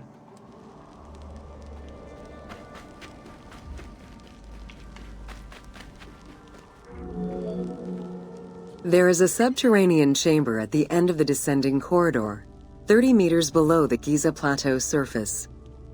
Dug directly into the bedrock, the space is wide with a ceiling 3 meters in height. Its floors and walls are rough and uneven, indicating that it was never completed. At the south end of the room, there is another narrow corridor, similar to the others, though it abruptly ends after roughly 20 meters. Czy jeszcze kurwa nie ukończyli tego do końca? O. The chamber also contains an 11-meter pit near the east side. It's unclear what this may have been used for. In the game, this well leads to a fictive underground complex containing key game-related mysteries.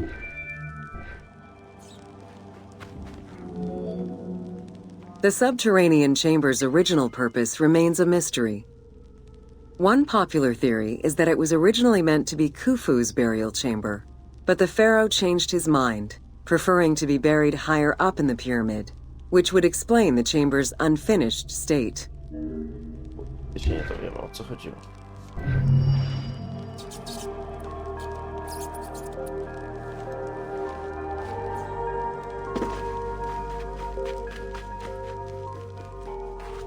O lol.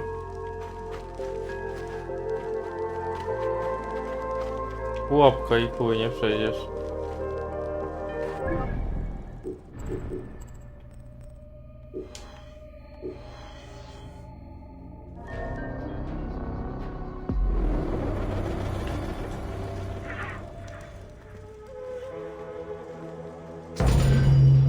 Welcome to the Great Pyramid of Giza, Upper Chambers. At the entrance of the ascending passage are 3 granite flagstones estimated to weigh up to 25 tons each. They were used to protect the Great Pyramid from thieves. Undaunted by the granite blocks, the thieves simply dug into the softer limestone around them, thus creating the robber's entrance.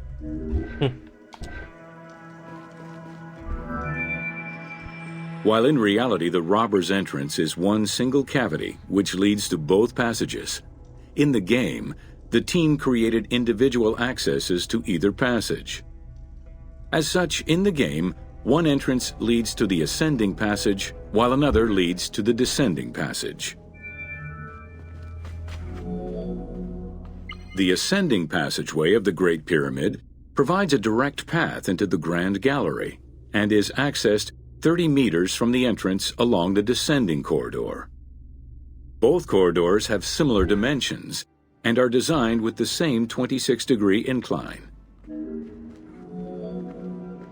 The ascending corridor has smooth masonry on its walls, and the layout includes many trapezoidal stones. Both the floor and ceiling of the passageway indicate that the passage was enlarged, possibly during or after the funeral, to allow workers room to move granite blocks meant to plug the corridor.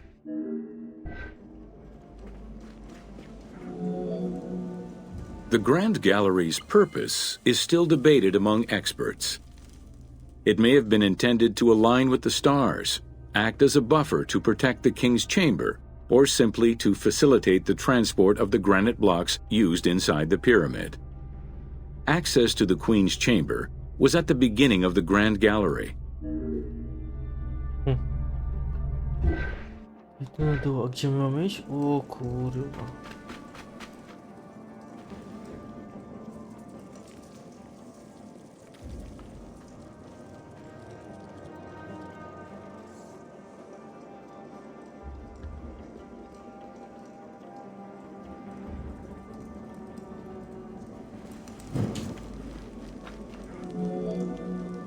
Though this room is referred to as the Queen's Chamber, it is believed that there was no queen buried here. Based on their knowledge of earlier pyramids, Egyptologists believe it was more likely intended as the king's serdab, a chamber meant to contain the Ka statue, which would in turn house the king's spirit.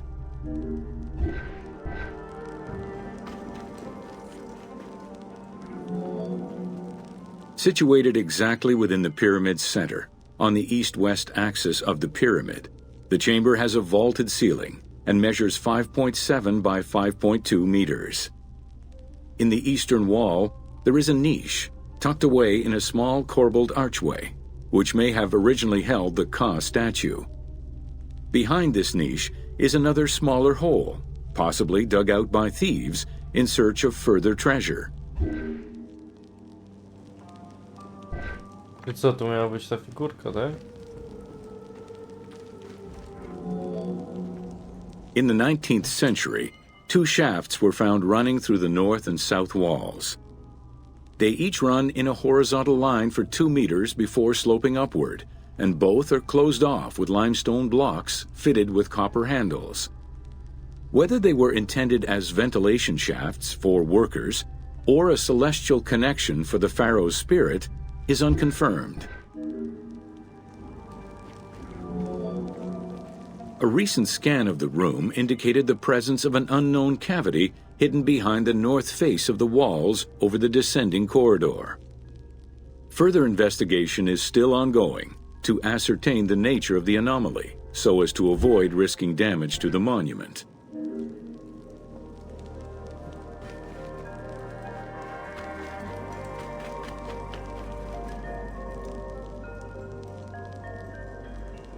Teraz znowu trzeba przejść.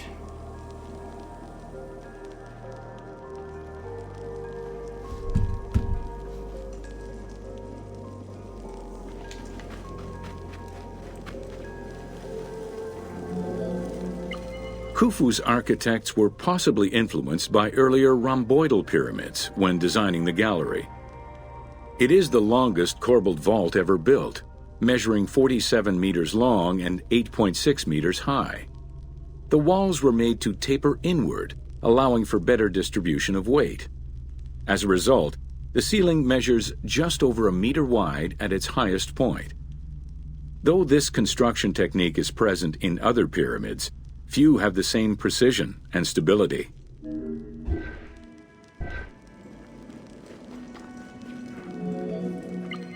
While the space is visually dramatic, the gallery seemed to serve a practical function, though what exactly remains uncertain.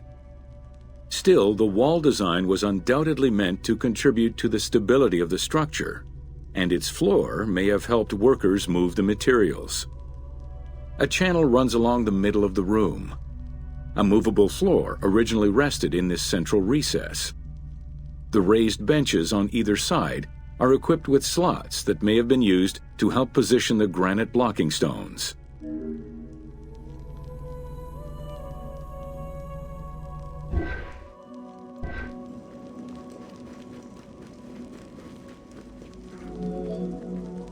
At the end of the Grand Gallery is the entrance to the antechamber leading to the King's Chamber.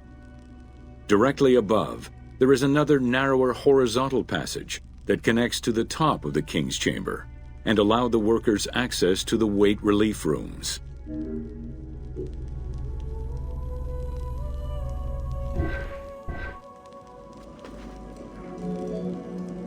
The far end of the Grand Gallery leads to a small antechamber with a portcullis, preventing access to the King's Chamber. The portcullis was composed of 3 separate granite slabs. They were designed to be lowered into place and seal the chamber after the burial of the king. The grooves dug out to hold the slabs in place are still clearly visible to this day. The elaborate locking system was composed of a series of grooves for the ropes and pulleys that dropped the stones into place like the notches on a key.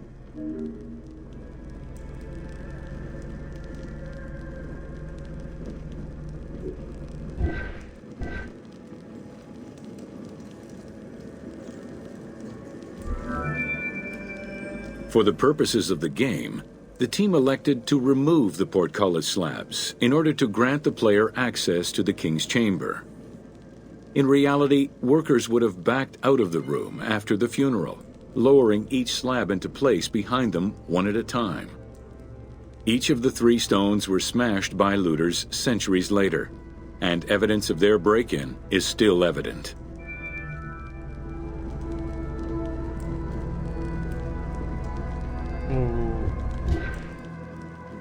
Nie paliło się na grób.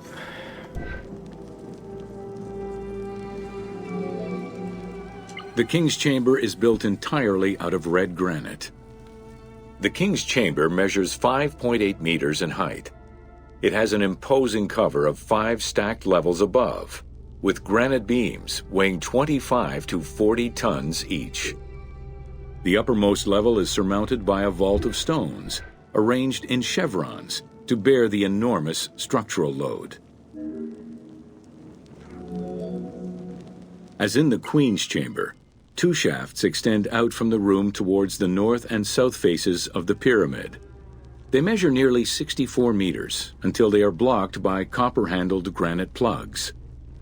Some experts in the culture of the Old Kingdom believe that the shafts were thought to lead the king's soul to the stars, with the incarnation of the pharaoh as the god Ra, represented by the northern well, and the god Horus by the southern well.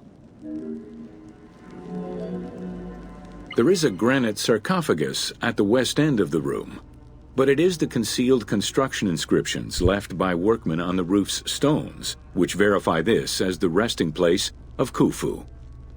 The sarcophagus was recorded as being empty when it was discovered, and its design indicates that there was once a lid in place. It's possible that this sarcophagus is only a cenotaph in memory of the pharaoh, but was never actually meant to receive the body. Tam nigdy ciała nie było? Jakieś dziwne, no? Khufu's mummy was never found. It is hoped that as of yet undiscovered hidden rooms and shafts of the pyramid may provide an answer as to its location. Ciekawe.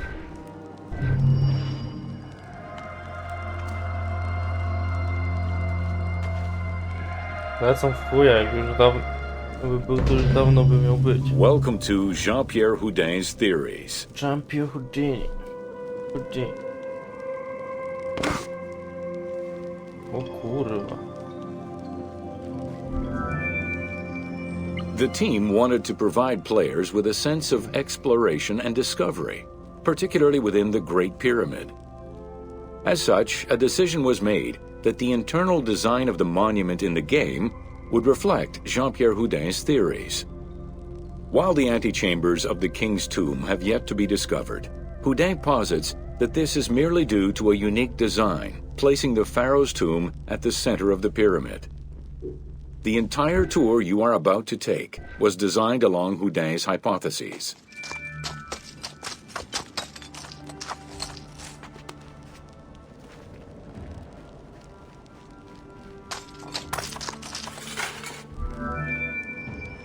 While respecting Houdin's hypothesis as to the general layout of the antechambers, the team wanted the contents to enhance the game experience. In regular royal tombs, the antechambers were filled with all the material goods needed by the pharaoh in the afterlife. To support the feelings of discovery and awe, the art team created a unique and fantastical treasure in this second antechamber. I to wszystko to nieprawda. Oskamowali nas.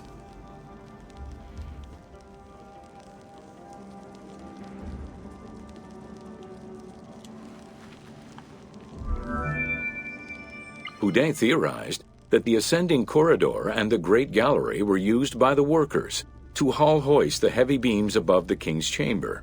He called it the service circuit. The corridor you are in now was created by the team following Houdin's theory and is referred to as the noble circuit. It is through this corridor that the wooden sarcophagus containing the pharaoh's mummy would have been transported to its final resting chamber.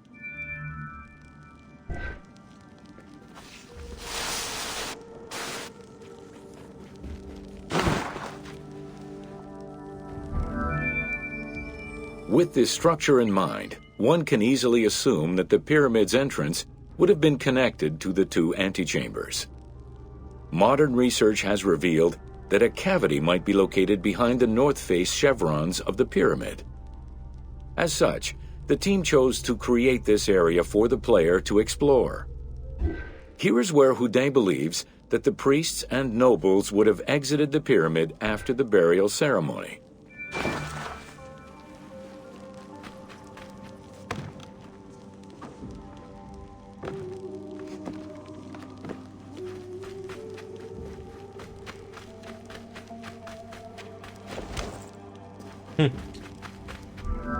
Jaki skok. Many theories regarding the construction of the Great Pyramid rely on the usage of external ramps. However, Houdin believes an external ramp would have been too steep for the upper portion of the pyramid. This is why he posits that there were two ramps. An external ramp for about half of the height of the pyramid, which then became an internal ramp for the second half.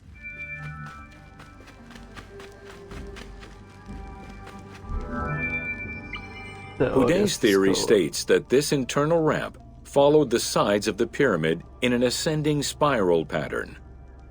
A notch discovered in the edge of the Great Pyramid, known as Bob's Room, seems to support this theory.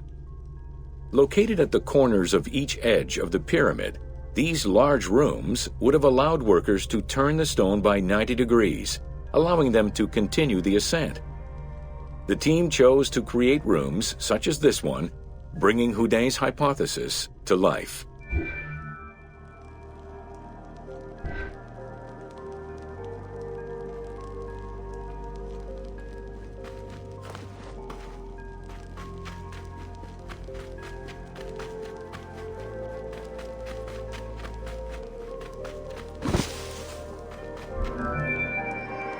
This long corridor was the first section of the ascending internal ramp.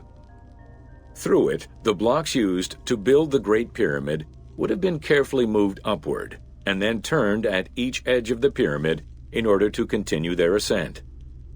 Though the team only created the main ramp for the game, Houdin posits that this ramp had two levels, allowing workers to return safely to the bottom thanks to an additional corbelled upper section.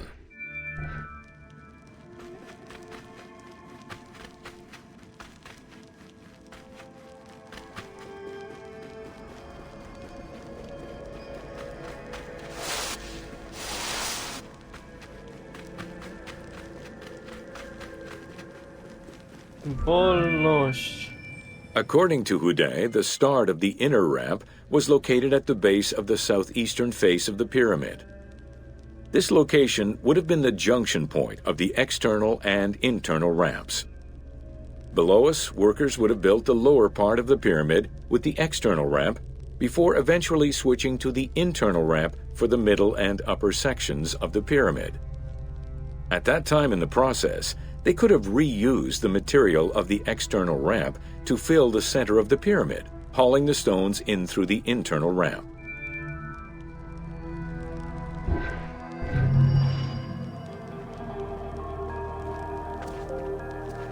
Teorie. Jebać jego rampy, kurwa. Jebany pojeb.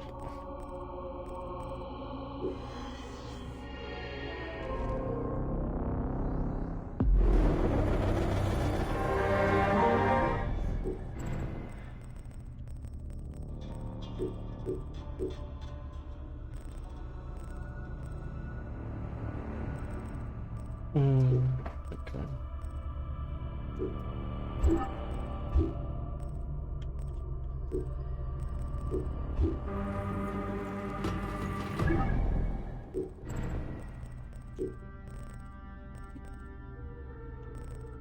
Od Sfinksa, nie? Gdzie jest Sfinks?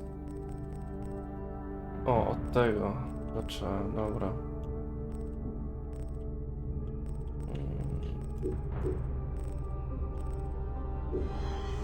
A już tu jestem, nie? Jeszcze dwa. Te dwie piramidy. Welcome to Khafre's funerary complex.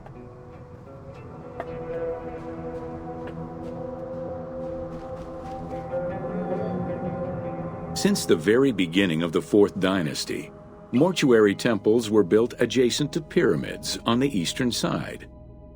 Such a location, facing the rising sun, as well as the world of the living as a whole, held an important symbolic meaning, for it was within the mortuary temple that kings were revived through daily rituals.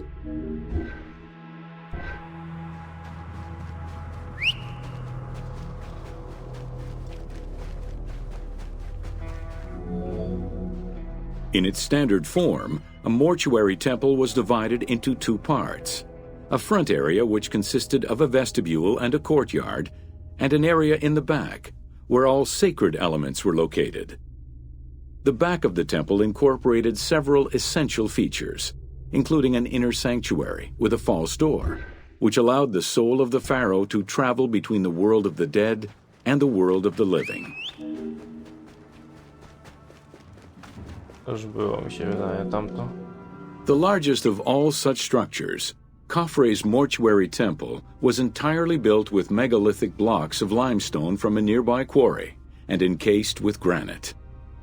Parts of Khafre's mortuary temple, particularly the courtyard walls, are thought to have been decorated with splendid reliefs. However, not a single image of the king has been discovered inside the mortuary temple.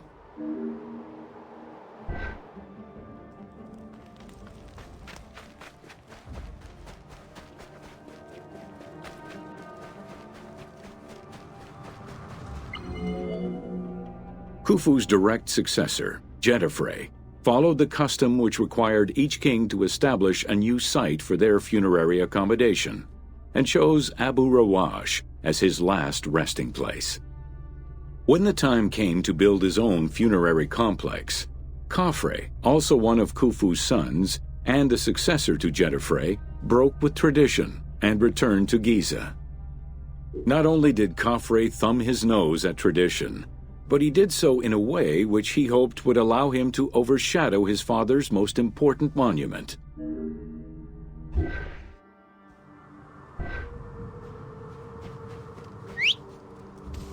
Dawaj tego konia. Yalla, yalla. Jalla. Jalla, jalla.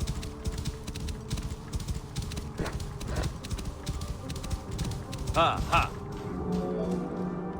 Though Khafre's pyramid is smaller than Khufu's, it was cunningly built on a more elevated bedrock layer than the Great Pyramid, making it appear higher than any other pyramid at Giza.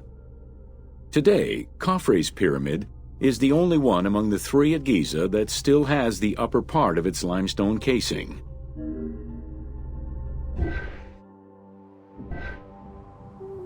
Yeah! Hollis. Considered a most sacred area, the Giza necropolis was strictly defined, both geographically and physically. An 8-meter-thick Tura limestone wall completely surrounded the Great Pyramid. The only way inside would have been through the mortuary temple.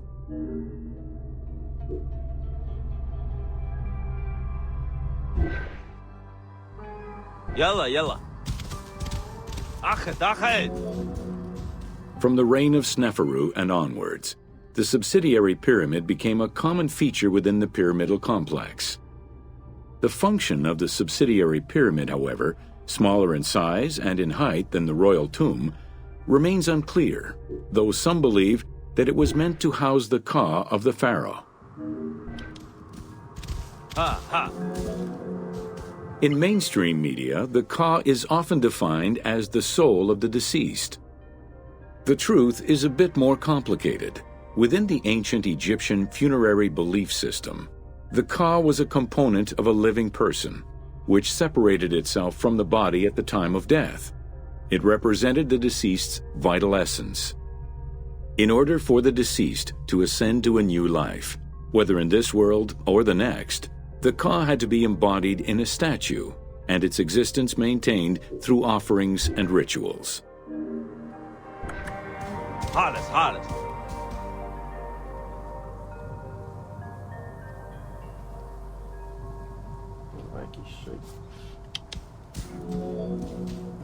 Within Khafre's subsidiary pyramid, a wooden box containing pieces of cedar was discovered by archaeologists. When reassembled, it turned out to be a shrine mounted on a sled. Just as with the solar barges found around Khufu's pyramid, it seems Khafre's shrine and sled were ritually disposed of after his funeral. Yalla, yalla! Dobra. Został ostatni ten. Piramidowy. Piramidowy John.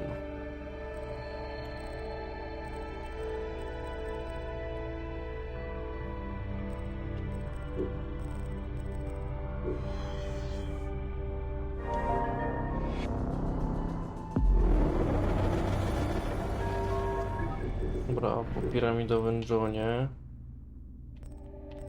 9, 7, 3, 4, 9, 4, 10, 14, 10, 7, 6, 4, 3. Dobra.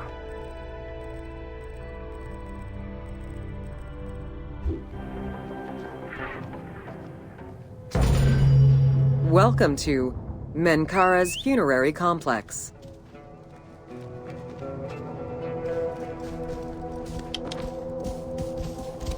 Achet, achet! The dimensions of Menkaura's pyramid are much less grandiose. However, unlike its predecessors, Menkaura's pyramid shows a great deal of complexity in its internal and external finish. The outside was partially covered in red granite, while the internal walls were richly decorated. This latter innovation would not catch on until the end of the 5th dynasty, when pyramid texts began to adorn the walls. Yalla, yalla! Yeah! Ha, ha! Yeah!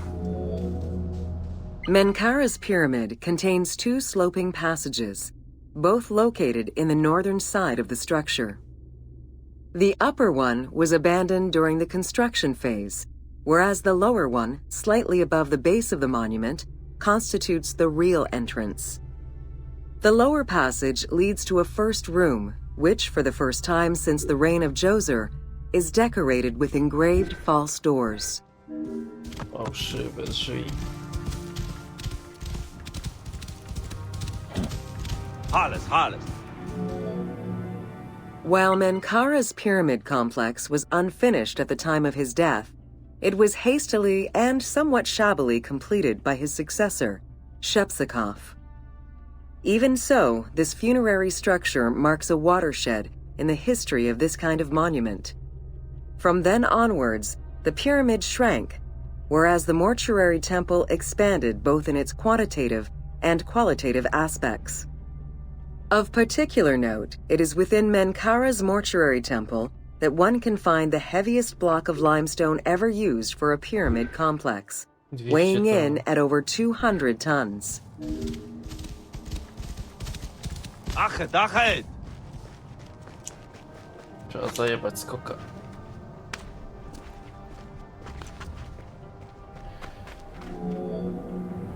Menkaura's causeway was completed in mud brick by the king's successor, whereas the lower part was nothing more than a simple ramp. As for the Valley Temple, it was built in 2 phases.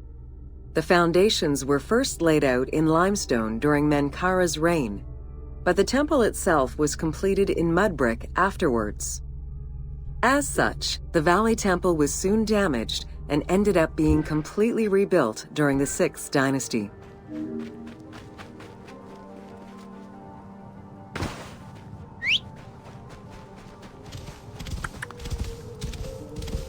Ha ha. 3 small structures, referred to as Menkaura's Queen's Pyramids, were erected along the southern side of the main pyramid. One of them was a smooth-faced pyramid, while the other 2 were more basic step pyramids. It is difficult to assess whether the latter were designed as such or were left unfinished with no casing to smooth out their surfaces. No, tu są. No kurde, wszędzie są te 3 małe piramidki. Achet, achet. The easternmost pyramid was built with the traditional rooms and corridors found within a satellite pyramid meant to house the king's ka. However, a granite sarcophagus was found within, leading to the conclusion that it was used as an actual tomb rather than as a symbolic cenotaph. Drawing on these observations, some assume that this pyramid was first built as a satellite pyramid for the king's ka, before seeing its purpose change to that of a queen's tomb. Which queen, however, remains a mystery. Yalla, yalla. Halas, halas.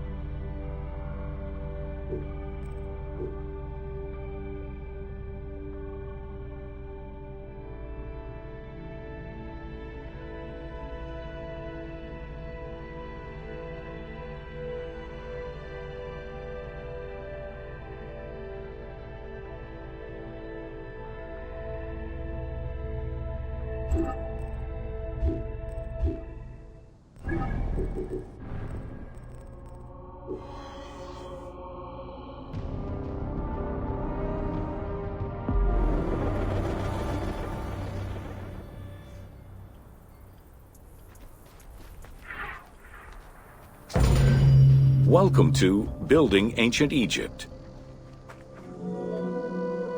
Constructed with bricks made of mud, most ancient Egyptian buildings were not permanent.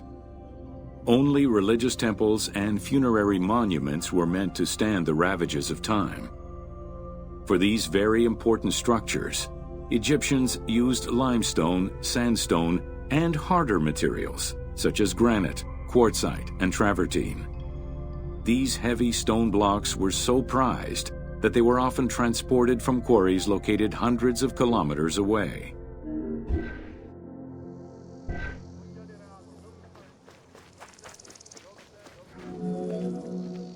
Limestone was common and easy to extract from quarries on the east bank of the Nile.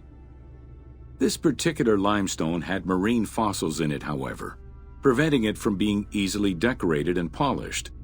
Used as the main building material, the structure would then be finished with a finer limestone that was polished smooth and decorated as needed. Limestone was used for the building of the first pyramids and for most of the religious buildings of the Old and Middle Kingdoms.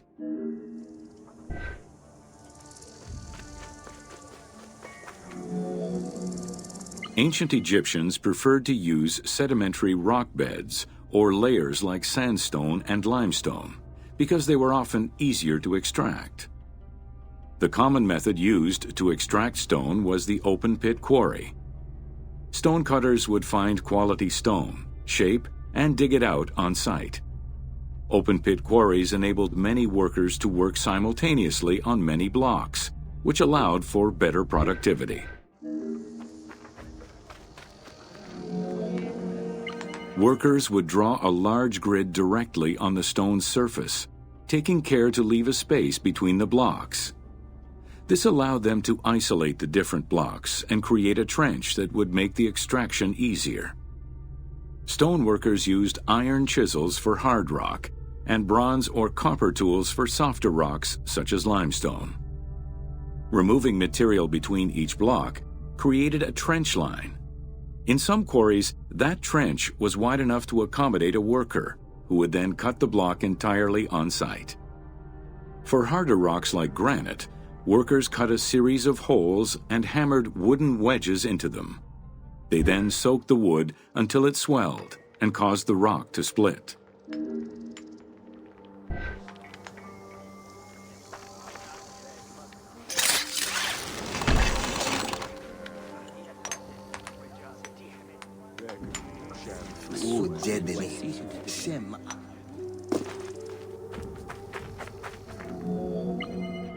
The gallery extraction technique was used when the desired rock was buried under layers of rubble. This method was often necessary in order to find the whiter and finer limestone required for a smoother finish. The first step was for the stoneworkers to create an access pit that would allow them to reach the desired wall of stone. Once a wall of quality stone was exposed, workers could then cut out smaller blocks. This pit required a descending platform. Designed like a stairway, it allowed them to free multiple galleries of blocks.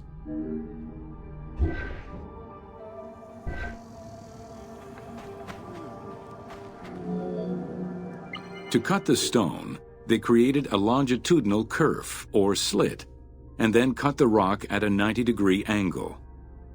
The lower side was determined along the geological layers or by using a horizontal cut. Wooden wedges were inserted in the rock and hammered in. Shock waves were then generated using hammers, fracturing the blocks at the seam.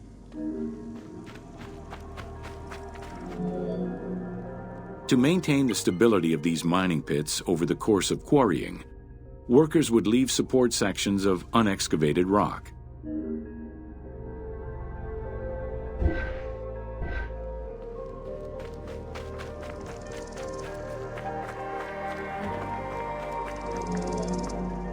In every quarry, dedicated shrines were established to offer protection for the workers. In particular, Serket, the scorpion goddess, was considered a very powerful deity among quarry workers. Every mine and quarry of ancient Egypt included a scorpion charmer, who was said to use magical powers to ward off the dangerous insects and keep the workers safe.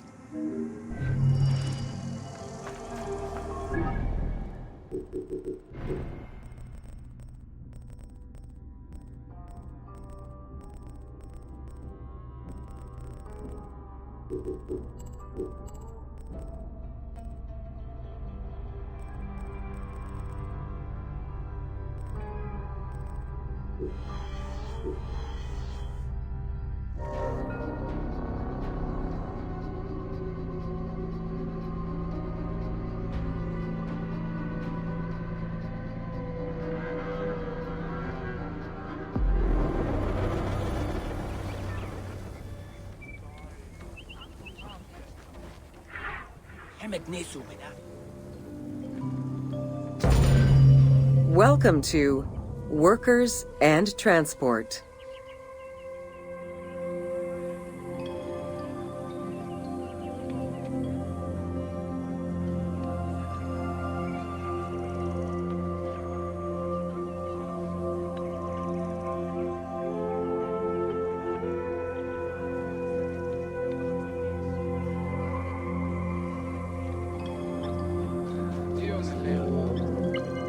Whether workers were employed for the pyramid construction or at the quarries, the government supplied food and housing. Workers for the pyramids and royal necropolises were housed in more permanent villages, such as the famous Deir el-Medina. Quarry workers had more temporary lodgings.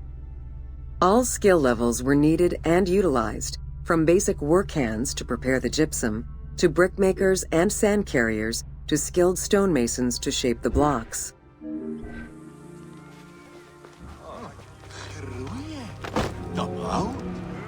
Skilled architects and engineers were employed year-round, while support labor were often farmers who worked on the quarries or construction during the Nile's flood season. The basic laborers were hard-working and versatile. Many may have been farmers who joined the construction during the off-season. Hieroglyphs found in the work villages listed assigned job titles.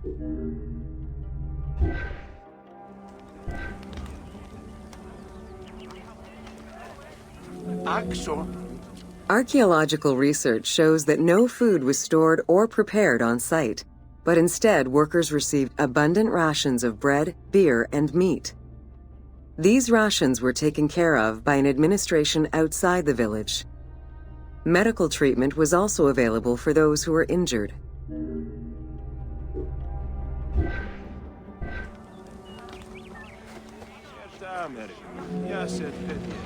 While some quarries were close to the Nile, others were located across the desert and required long expeditions.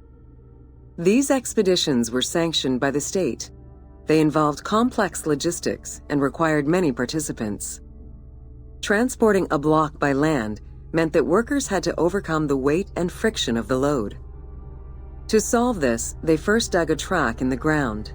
This path was sometimes reinforced with rails upon which a sled, used to ferry the blocks, would be pulled.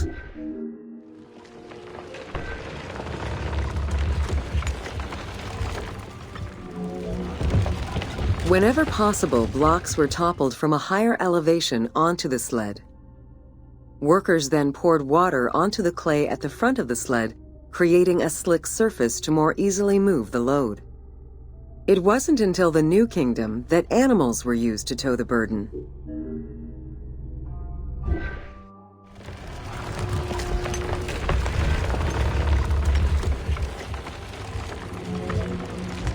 During flood season, the Nile was at its largest and deepest, which allowed the transportation of the heaviest and biggest loads. Quarries close to the river had troughs dug out to deliver the stones to the shoreline. Harbors and wharfs situated at the river's edge allowed the transfer of materials and supplies. Harbor warehouses accommodated additional stocks of stone so that they were available for the winter sailing season.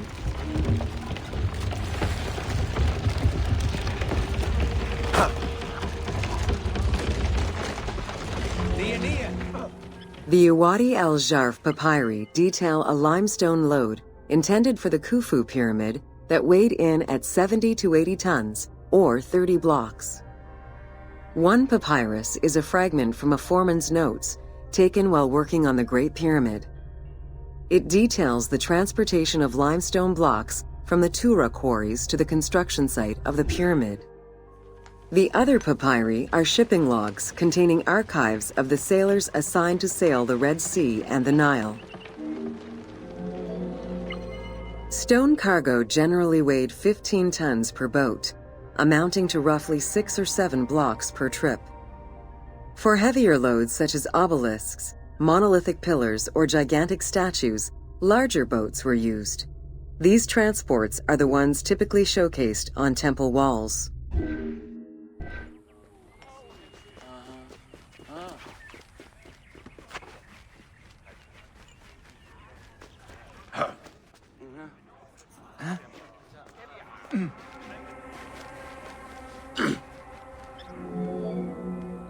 River transportation was the most efficient way to ferry stone blocks between the quarry and the construction site. Blocks were transported by flotillas of several types of boats. The most detailed illustration of transport by river is a relief of Queen Hatshepsut's barge with an accompanying flotilla.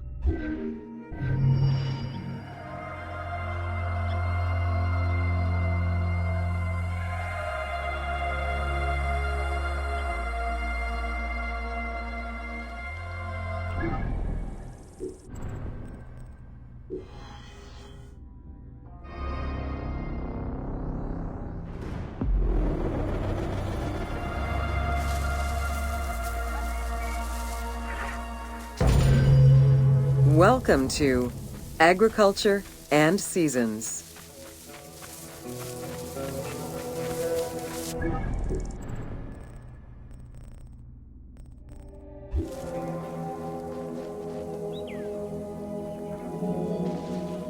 While crops were cultivated in different oases around the desert, most of the arable lands were near the Nile. Two types of cereal grain were cultivated: barley and an ancient wheat known as emmer. These two key ingredients contributed in establishing bread and beer as the staple of the Egyptian diet and the basis of its economy.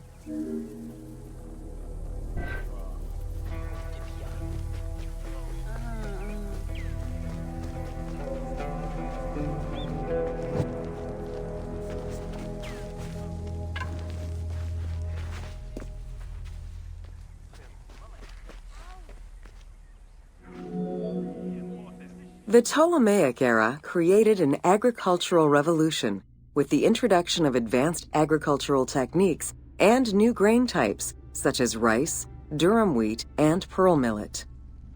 The resulting agricultural mass production greatly increased the economy of ancient Egypt.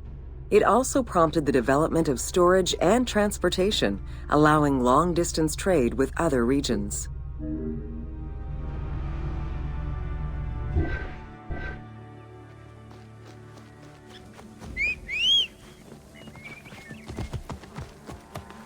Ha ha.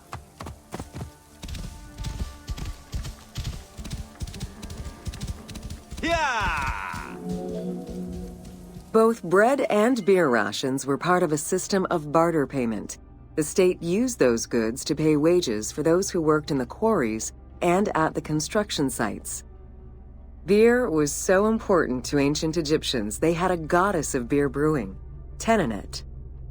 Tenenet is seen in many paintings and sculptures with beer, and women are depicted as the primary beer makers.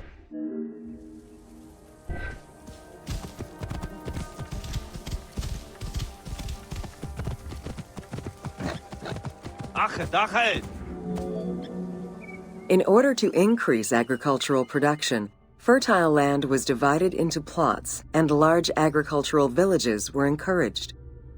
The state and temples were the biggest landowners. Depending on the region, fertile land was managed by civil servants or rented to individuals. Ancient Egyptians relied on rudimentary tools for land cultivation.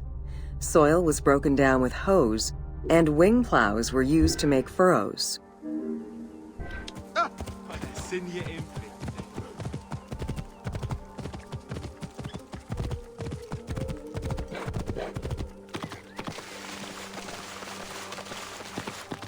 Alles, alles. The three seasons known as Akhet, Peret, and Shemu corresponded to a specific phase of the agricultural process and the river's natural changes. Akhet was the time of the flood, beginning with the appearance of the star Sirius in July.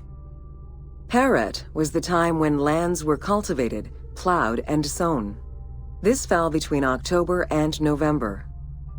Shemu ran from May to September and was when harvesting and taxation began.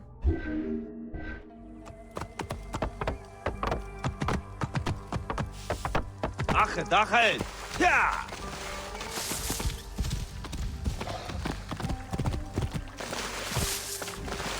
Ha, ha.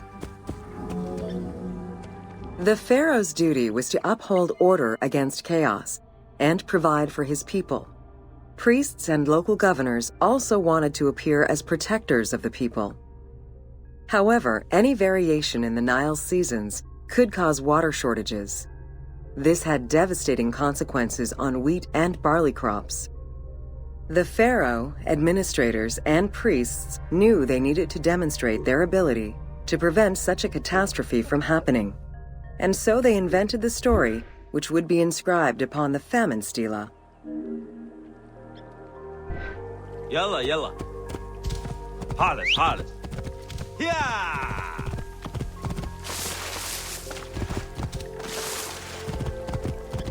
Ha, ha. The story begins with the pharaoh worried for his people. The Nile hasn't flooded in years, and his people are starving. In search of the origins of the flooding, Djoser seeks out Khnum, the protector god of the region and the source of the drought. Djoser gives the god offerings and orders his priests to restore the temple of Khnum. These offerings please the god, and the floods are restored. This story was intended to highlight the importance of the deity in everyone's daily lives, while also demonstrating the crucial role that the priests and the king played in feeding and protecting the people of Egypt. Ja! Achet, achet.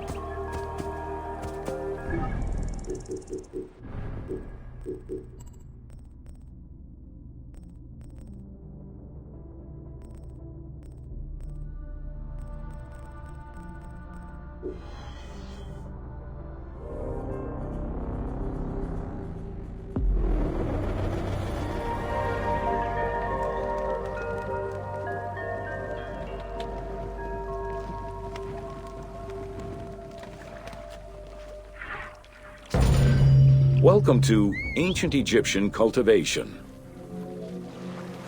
The new grain types of the Ptolemaic period required a great deal of water. Farmers needed to ensure they had effective, consistent irrigation.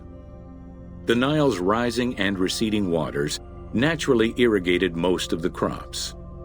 Areas where the Nile didn't reach, such as gardens and vegetable plots, required an irrigation tool known as the shadoof. The shadoof allowed easy transport of water from its source. It consisted of a tall wooden frame with a long pivoting pole and suspended bucket. The system could be raised and lowered with little effort.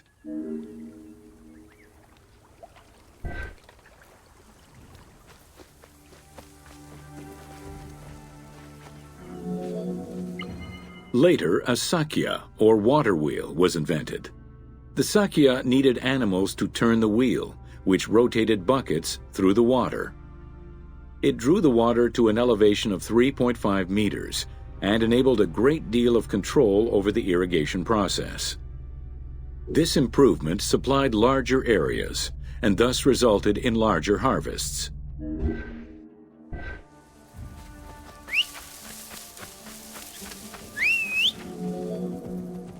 The threshing process separated the grain from its husk. Workers would spread the ears on clean ground.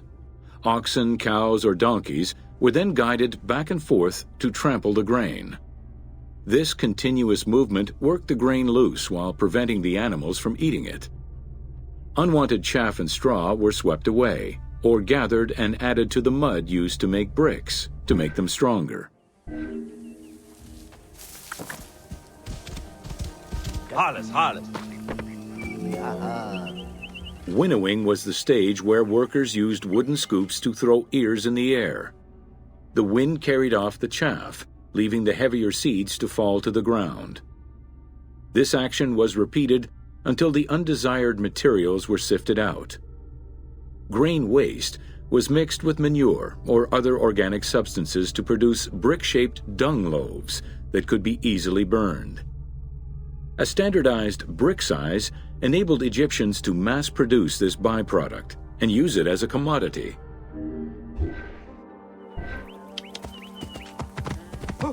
Ha, ha. Transporting large amounts of grain required ships equipped to carry heavy loads. These goods were moved during the Nile's flooding season, when the river was deep enough for large ships. The transports stopped at checkpoints to accommodate customs and police controls, as well as for technical requirements and weather conditions.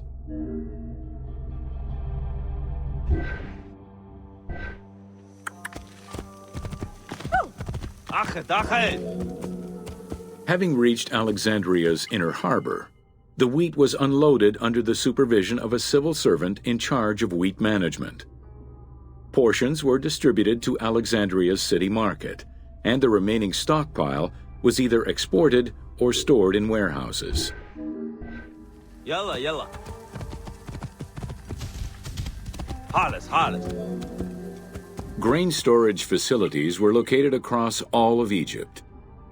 Temples and institutions had large silos, while individual houses had storage sheds. In some houses, arched cellars were built into the foundations. These watertight chambers were accessible from the ground floor through a trapdoor. Royal granaries acted as the storehouse and distribution centers and managed state payments to civil servants, soldiers, and the police. Though plastered on the inside, silos weren't completely sealed and so remained susceptible to mice infestations. Yeah. Ha, ha. When the grain was ready for processing, it was poured into bowls and pounded into a coarse flour. That flour was then passed through a sieve to make it of finer quality and further ground between stones. Ancient Egyptians did not stock flour. Instead, fresh grain was portioned out each time to produce flour as it was needed.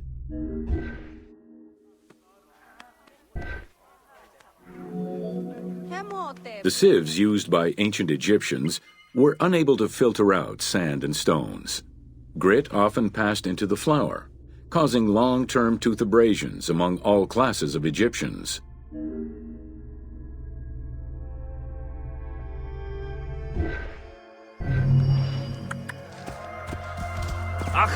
Yeah.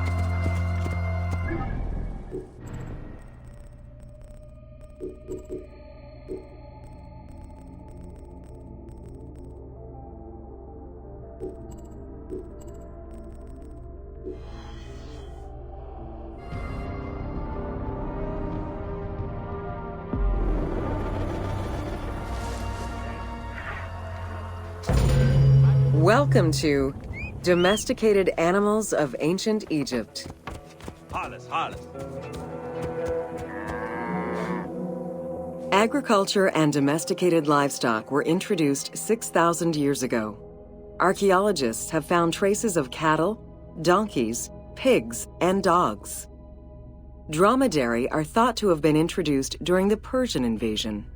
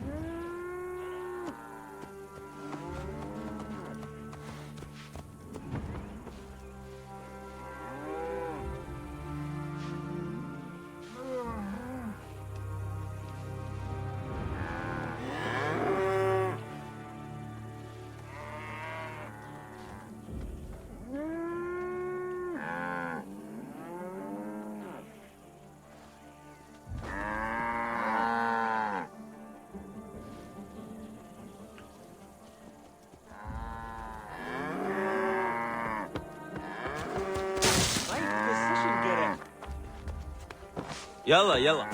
Ha, ha. Yeah.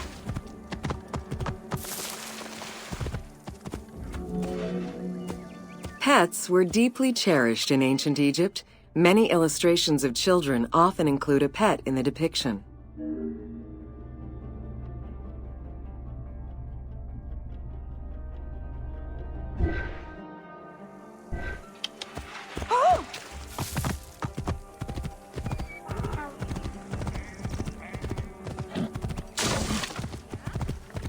Hollis, hollis. One of ancient Egypt's most iconic animals, the cat, wasn't adopted into their daily life until the Middle Kingdom. Since they were so highly capable of killing snakes and rodents, cats were present throughout every period. However, they only became pets sometime during the Middle Kingdom. Prince Thutmose, son of Amenhotep III, had his cat Tamu laid to rest in its own sarcophagi. أخ داخل.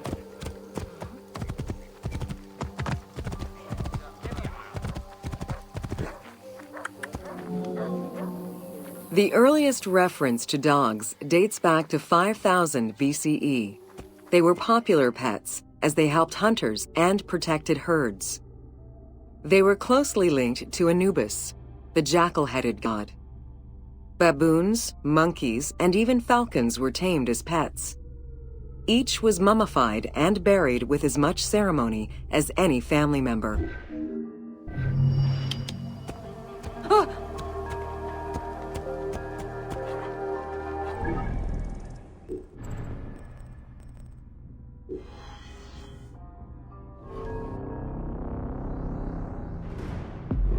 O, super. Włączyłem się. Welcome to Ancient Egyptian Medicine. Evidence of advanced medical procedures have been found on mummies, and ancient Egyptians left detailed medical writings from diagnosis to follow-up treatment. One of the oldest known surgical studies is the Edwin Smith Papyrus. It's one of the first documents in history that notes an association between the integrity of the brain and cognitive functions, including cases of ocular complications and paralysis following head trauma. Vinegar-treated marble stone from Memphis was used as an anesthetic. Lol, ale pojeby. Another similar document, the Ebers Medical Papyrus, is over 20 meters long and 30 centimeters wide. It details treatments of 48 surgical cases and contains 877 paragraphs describing various diseases. Alongside accurate and factual scientific approaches, the papyrus has more than 700 magic formulas and incantations to ward off demons and disease. This demonstrates how ancient Egyptians believed in a harmonious balance between religion and science.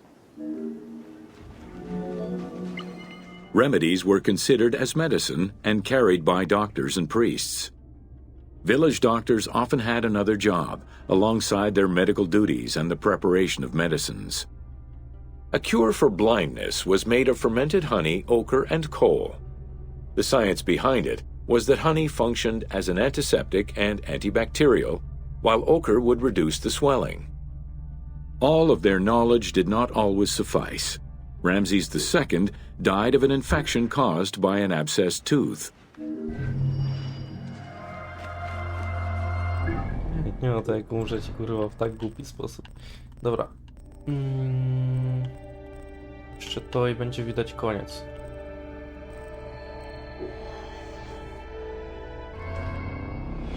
Czemu ja tego wcześniej nie czytałem?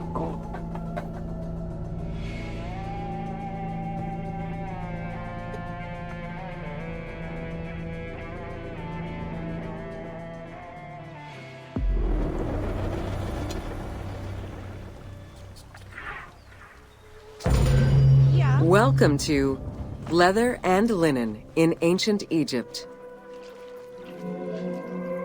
Tanning, a process which dates from prehistoric times, was present although not highly valued in Egypt due to the heat. Leather was reserved mainly for things such as sandals, leather bags, dagger sheaths, quivers, and other similar items. Leopard hides, unlike regular leather, were highly valued and usually worn by priests.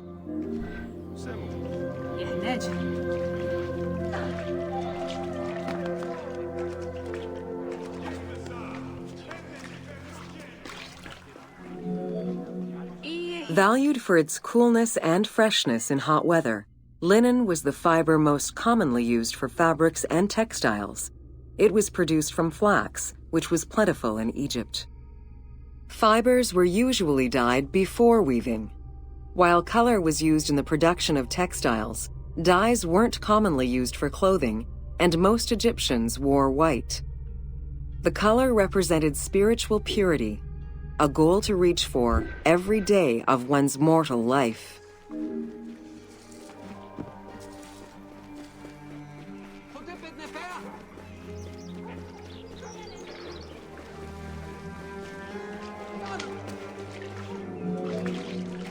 Various shades were achieved using woad, a dye produced from the leaves of Isotis tinctoria. The plant was cultivated for this purpose within the Nile Delta and allowed for the creation of various colors. For example, different maceration times of the leaves would result in colors ranging from red to green, while adding in limestone shifted it to blue.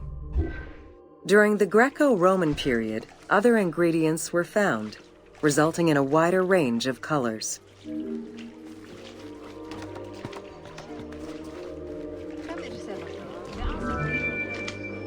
This area's style is strongly influenced by the dye baths and tanneries of modern-day Fes in Morocco. This helped Ubisoft envision what such locations might have been like in ancient Egypt. While this tannery is within the city walls, back then they were often found outside the city boundaries. The tanner's trade was considered off-putting by the Greeks, as all these operations resulted in noxious smells.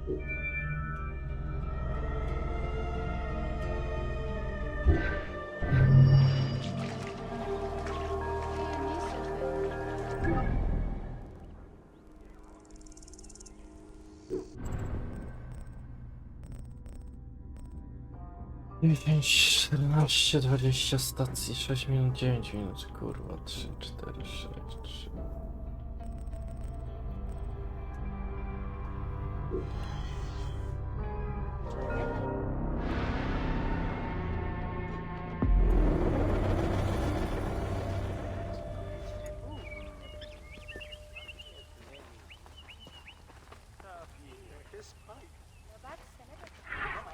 O Jezu, za dużo tego, zaraz się popatrzę. Welcome to Ancient Egyptian.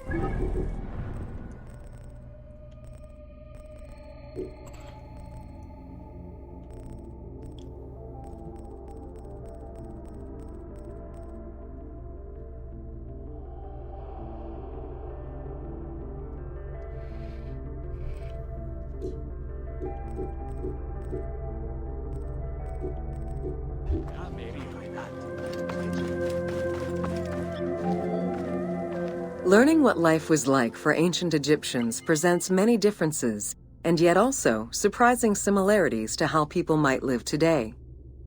Understanding the daily lives of regular citizens so many thousands of years ago is ultimately what connects us as human beings.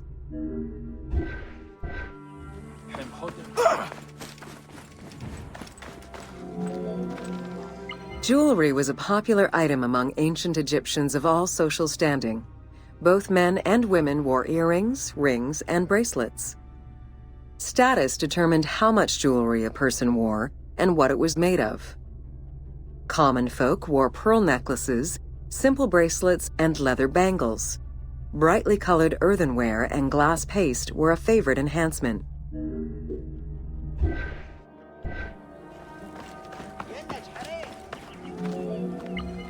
The jewelry of the elite was made from gold, silver, and other precious stones.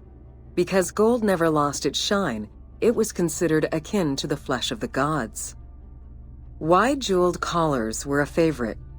Made with rows of beads formed into patterns of animals or flowers, the soft chiming sounds they made were thought to appease the gods.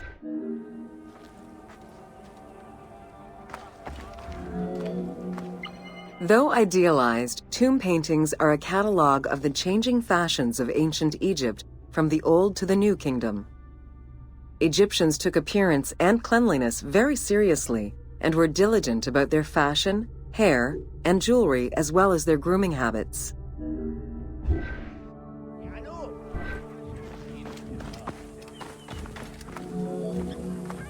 The fabric of ancient Egyptian clothing was almost entirely made from various grades of linen. Linen was commonly white, draped over the body, and cinched at the waist, though some garments were sewn or tailored. Wealthy men wore long tunics, loincloths, or kilts, while poor men only wore loincloths. Women wore long dresses, with differences residing in the quality of the fabric, depending on social status. Egyptians commonly went barefoot, but could also wear sandals made from papyrus fiber or leather.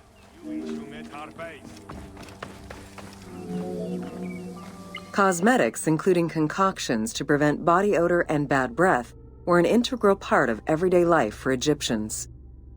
Used by both men and women, cosmetics were used as moisturizing ointments and sun protection as much as for beautification. Red ochre, a natural clay, was the most readily available cosmetic to tint lips and cheeks. Henna was used on nails and lips, and as hair coloring. It was also favored by richer women to decorate their palms and the soles of their feet. Egyptians believed kohl had magical powers, wearing it as black eyeliner to protect their eyes from the sun and to prevent eye infections from particles in the flooded Nile River. A special green kohl, made from ground malachite, was worn for ceremonies and religious rituals.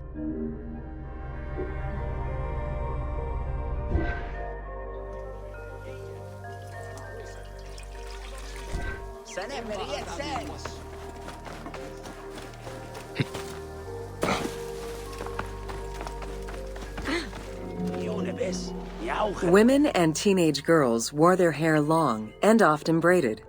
Wealthier women included carved combs or hairpins. The length of men's hair rarely dropped past the shoulders. They were mostly clean-shaven during the dynastic period, a trend began by the elite and soon adopted by the general populace. Queen Hatshepsut donned an artificial beard when she became pharaoh.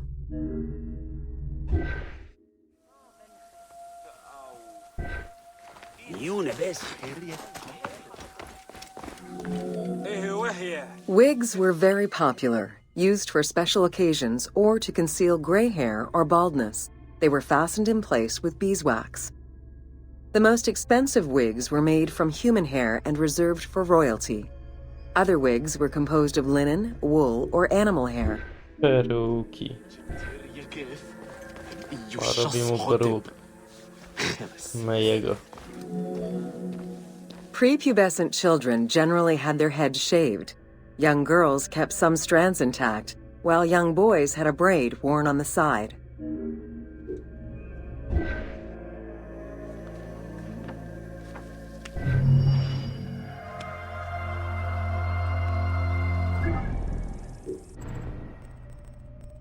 O, dawaj. To jest boss. Jebany boss teraz.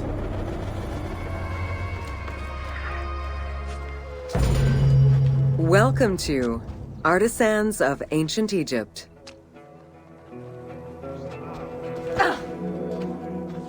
It was under the watchful eye of Ptah of Memphis, the god of craft and architecture, that ancient Egyptians developed the unique rendition of the world they lived in. However, it is vital to understand that their view of art, and those who created it, was likely very dissimilar to the modern concept of the word. Instead of artists, the creative culture had skilled and respected artisans. The most significant categories of specialties for crafters were drawing, painting, sculpture, and metalworking. Ancient Egyptian craftspeople created both art and a wide variety of mundane, everyday tools.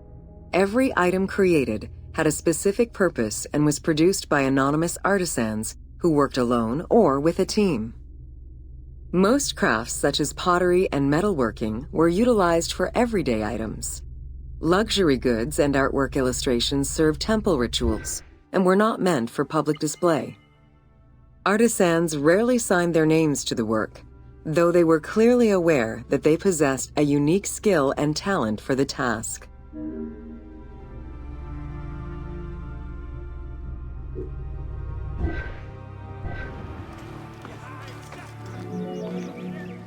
Art, in all its forms, has offered not only a practical insight into the way ancient Egyptians lived, but in how they viewed the world and their place in it. The balance of order and chaos was crucial in both the physical and the metaphysical universes. As a result, their art appears to follow a strict set of stylistic conventions that supported this worldview. From households and palaces to temples and tombs, pottery, papyrus, and textile items were essential to the everyday life of ancient Egyptians.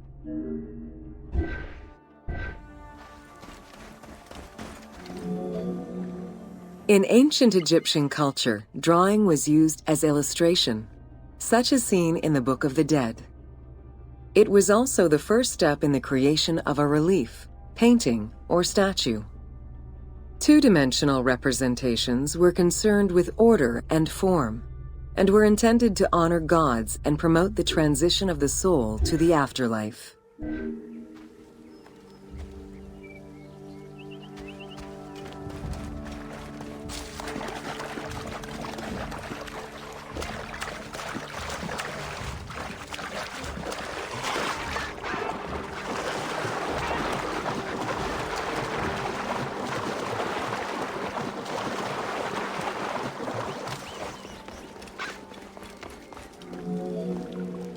Stylistically, Egyptians were concerned with the depiction of the human form's inner self.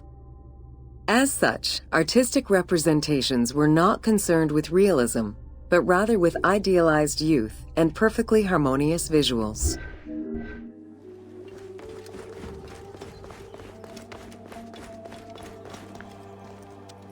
What?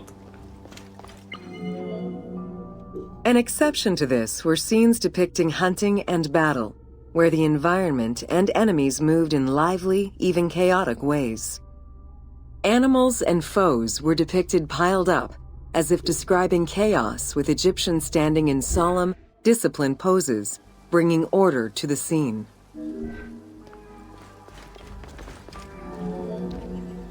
Reliefs could be either in high relief or low relief. Either method required a surface suited to the desired technique. Preparation of the surfaces differed depending on the quality of the rock. A quarried block only needed a simple smoothing. Rough-cut rock monuments, such as those found in tombs, required more work. Often the surface was coated in plaster before being sculpted.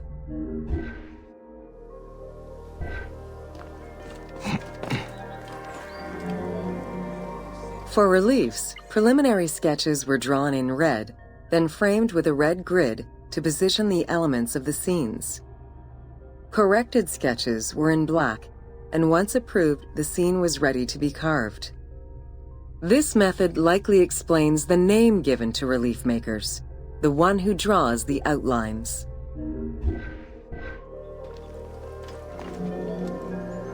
Statues were believed to be vessels for the souls of the deceased, or deities.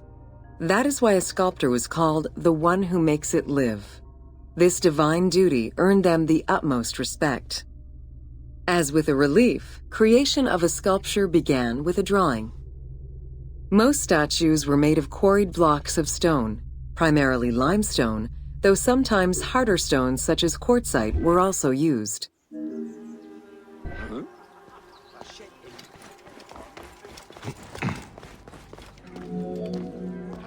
In ancient Egypt, the profession of crafter was organized and relied on a specific hierarchy. Most artisans depended on an institution to provide them with raw materials. There were 3 working levels for craftsmanship: domestic, large estates, and within palace and temple workshops. Some royal workshops, at their largest, covered an area of about 2.8 square kilometers in size.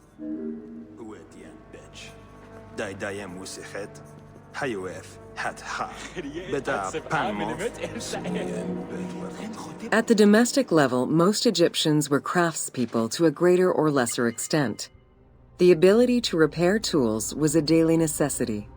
Crafted everyday items could also be bartered for at the local market.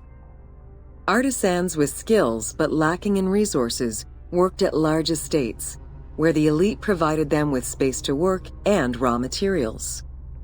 The most skilled artisans were employed in royal or temple projects and benefited from a special status. They were provided with good workspaces and considered to be highly skilled.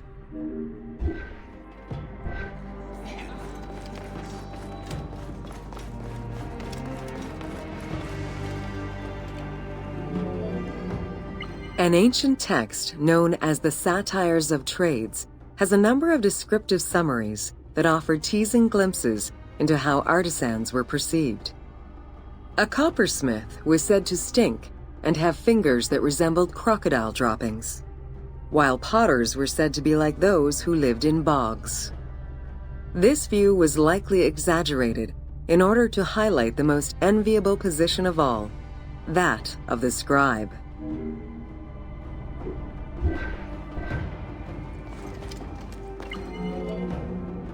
Located near the Valley of the Kings, Deir el-Medina was a settlement created by order of the king to honor the most skilled artisans. Its name translates as the monastery of the city. Allocated a house on the initiative of the king, these craftsfolk were regarded with respect and referred to as the royal artisans. Those who lived there worked on the tombs in the Valley of the Kings and its surrounding temples. Archaeologists believe the site was home to skilled and respected artisans for over 400 years. It is considered one of the most important discoveries relating to Egyptian daily life.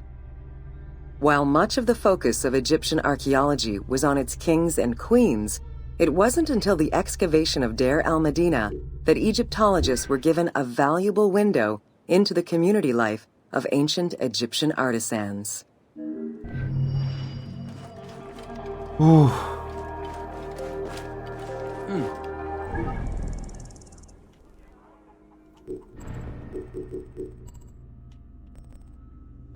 Dobra, teraz 2 takie easy. Czy bardziej easy. A później, kurde, 10 jeszcze jedna.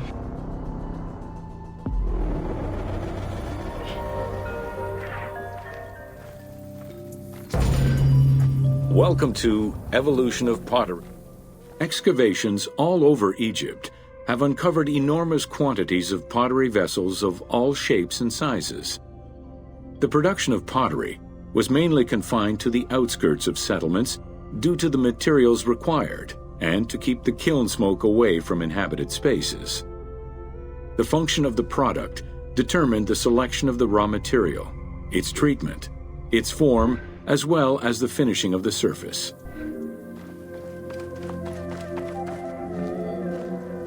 Pottery was essential to ancient Egyptians' daily lives. It was used in all aspects of life, from the storage of grains and liquids to containers within the tombs of necropolises. The most common pottery was made from Nile silt that resulted in a reddish-brown clay. Limestone clay, which made for more attractive pottery, was only found in Upper Egypt. Early pots were made from pinched or coiled clay. Chopped straw, ashes, and other minerals were added, and the mixture was then smoothed and decorated before being put in the oven. Pots were fired in bonfires or enclosed within a brick kiln.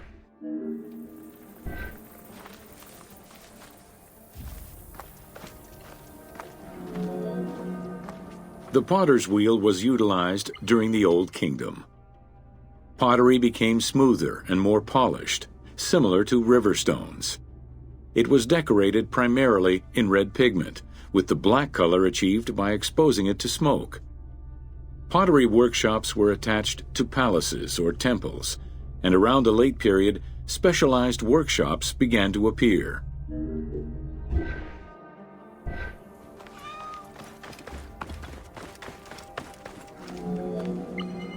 Quartzite particles, which created the rich blue or green glazing, became common during the New Kingdom.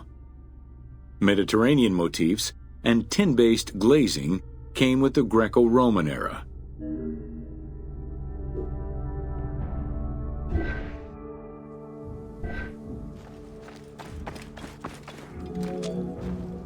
Potsherds could be found anywhere and were the most common canvas for writing or drawing, in comparison to the more expensive papyrus sheets. Named after their Greek description, ostraca contained daily life records, letters, or could be drawn upon. Artists drew sketches for temples and tombs, or simply for leisure.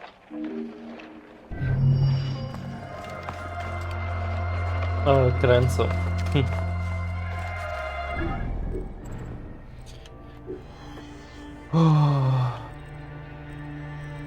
O, lipka.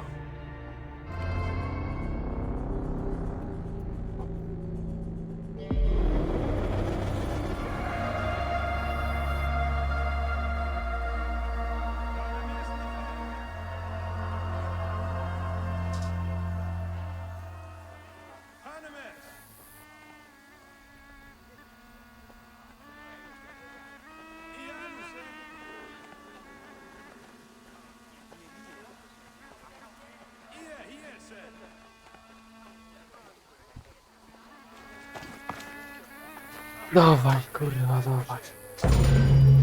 Welcome to the Egyptian household. In pre-Greco-Roman culture, women were considered equal to men in many matters. They owned property, testified in court, could divorce and inherit. Until the Greeks and Romans restricted their rights, Egyptian women could take over their deceased husband's trade. Marriage contracts included mentions of allowances and items of value brought to the marriage by the woman, which would forever belong to her.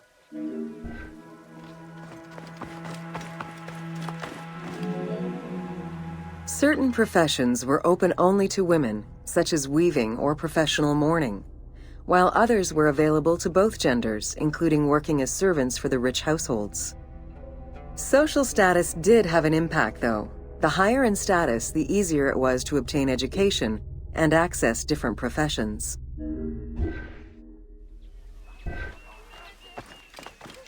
It's here.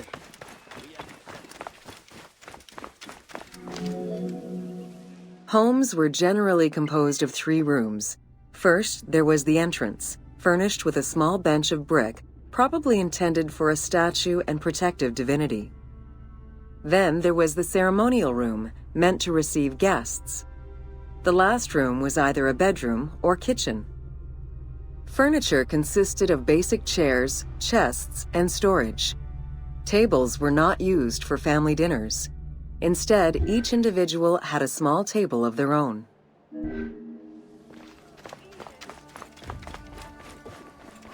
Wbijamy im na chatę. Marriages were a social contract rather than a religious construct. Family was vitally important to ancient Egyptians, and children were considered a blessing from the gods. The father, mother, and their children were the nucleus of the family, and cohabitation sometimes extended to mothers-in-law, sisters, aunts, and sisters-in-law. You didn't get it.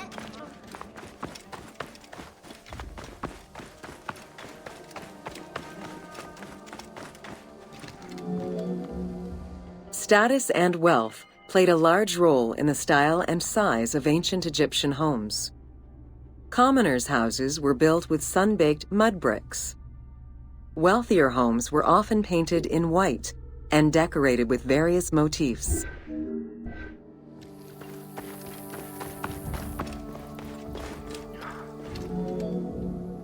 Town officials and the rich lived in mansions with numerous rooms that were luxuriously decorated. Only temples and tombs meant to last for all eternity were built with stone.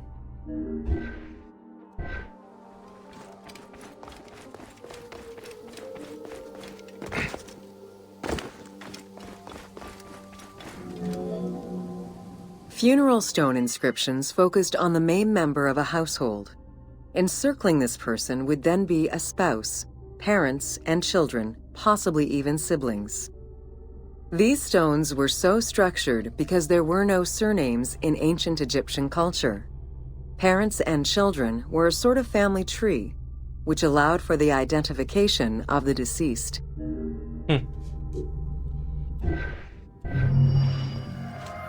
O Boże.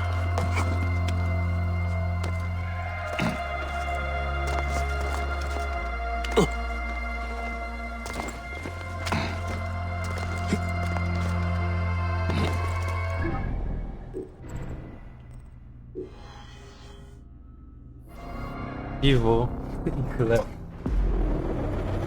Dojebana nazwa. O Boże, kurwa. Ludzie, co wyście mi zrobili?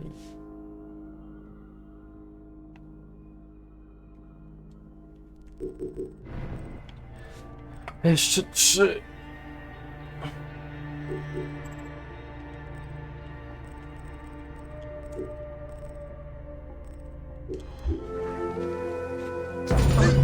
Welcome to Bread and Beer. While the Mesopotamians invented beer, including using a straw to avoid the sediments and herbs, ancient Egyptians perfected the brewing method. Egyptian beer's quality was determined by alcohol strength, color, and flavor. During the Pharaonic era, beer was the most commonly used and important alcoholic beverage. The state and temples used it, along with bread, as payment to workers, and it was included on the lists of food offerings to the gods and the deceased.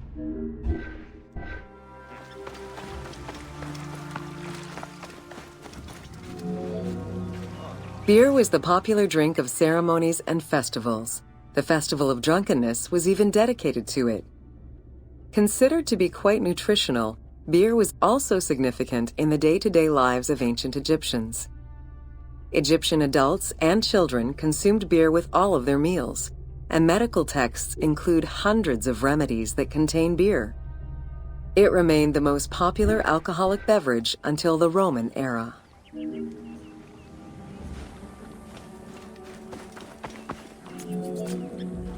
Recipes for beer varied over time and depended on the quality of the materials. Bakers and brewers typically worked alongside one another at the same workshop or house. Many families often produced the quantity appropriate to their own consumption, with better quality beers produced for festivals and other special occasions. The most basic recipe used malted cereal as the main ingredient. Fruits such as dates were added along with honey and spices. Once baked, bread would be crumbled into the brew to start the fermentation process. Adding grain enzymes would break down the starches, turning them into sugar and creating a thick mash. Gęsty sacie.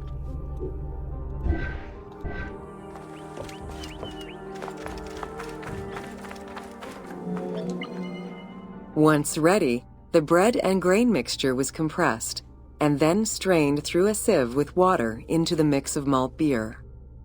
Once fermented, the beer mash was transferred to large containers and again compressed by foot or with pestles.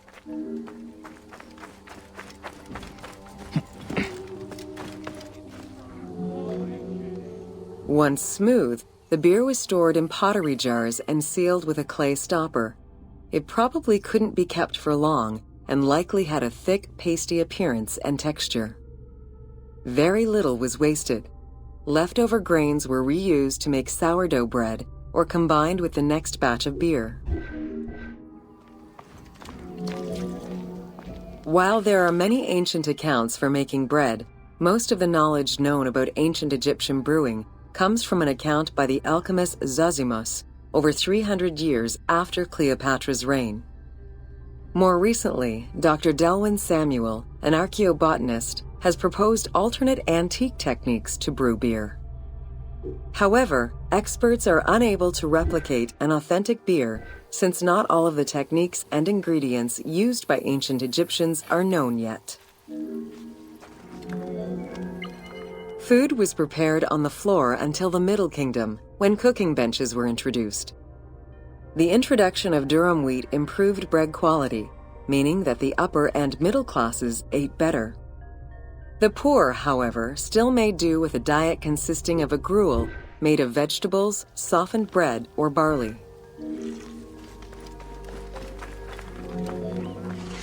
Dough was kneaded by hand or foot, and when sufficiently blended, additional items were added, such as fruits, nuts, honey, and spices. To leaven the bread, they added sourdough or leaven from beer brewing. Ovens were circular or beehive-shaped and made with clay or brick. If there was no oven at all, a bread maker used the hot sand to bake flatbread, a technique still in use by some Berbers today. Ostatni. Ancient Egyptians always had to fight off the omnipresent sand particles that were blown towards them. Despite their best efforts, sand regularly made its way into their food. Additionally, particles from the grain-grinding stone tools and ovens they used also contributed to attrition and prematurely worn teeth. The team tried to portray this through toothache animations and commoners sweeping sand off. Jedynie by ich boli ząb, czy coś takiego. Nigdy nie widziałem tej animacji.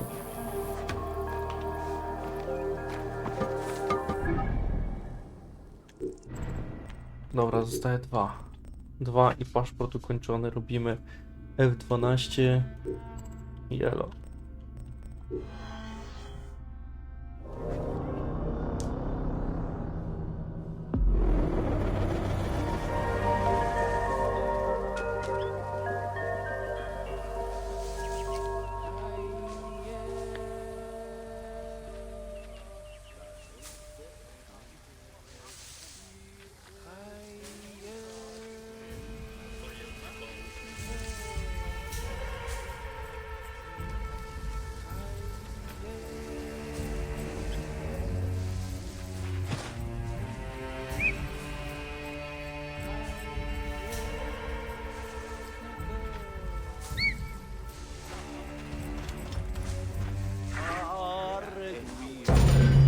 Welcome to Wine in Ancient Egypt.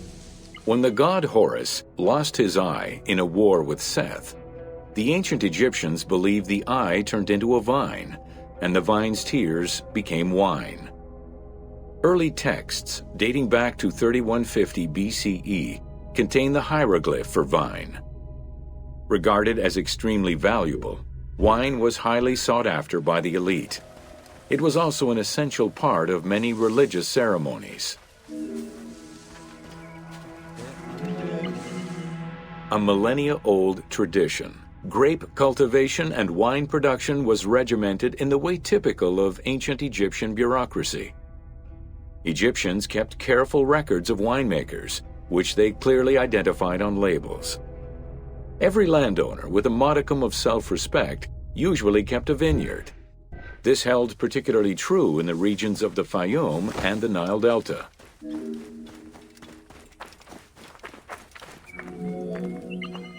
Documentation shows that only certain craftsfolk were allowed to provide the containers required to store and transport wine. That and rigorous quality control checks established for every step of wine production shows that ancient Egyptians knew that the quality and longevity of wine could easily be affected by any number of variables, which they paid careful attention to. Egyptians had different kinds of wines, most of which ranged in quality from good to very good. The sweet shadé, to which honey had been added. The soft nejem, obtained by drying the grapes in the sun. The ma, reserved for religious ceremonies. And finally there was the peyor, the mediocre-rated wine, resulting from the second pressing of grapes and reserved for a less discerning palate.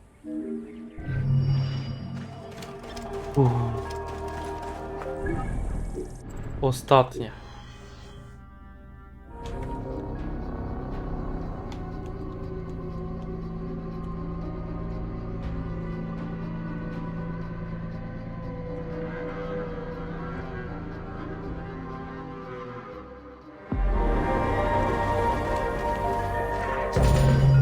Welcome to Oil in Ancient Egypt. Castor, sesame, and moringa were the source of the most common oils in ancient Egypt. Oil was used for various purposes: cosmetics, medical treatments, nutrition, perfume, athletics, and rituals, to name a few. The team decided to use oil as an explosive to add more gameplay opportunities for the player.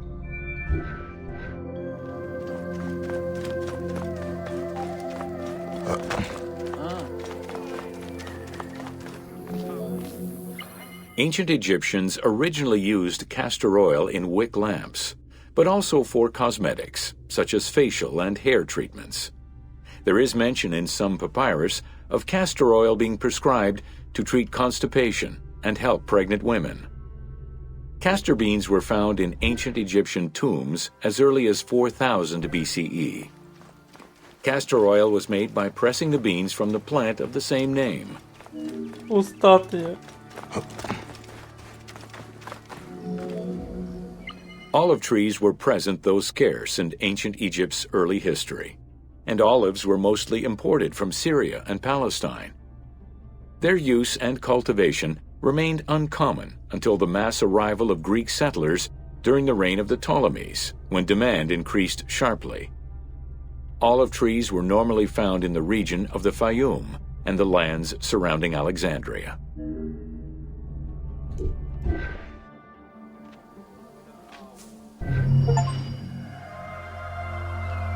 O kurde.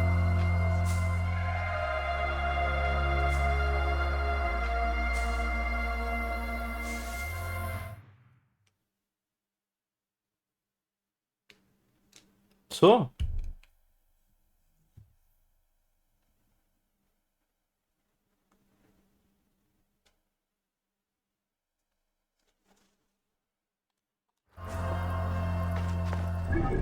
Kurwa, za ogarnięcie tego jest biały sen, ty.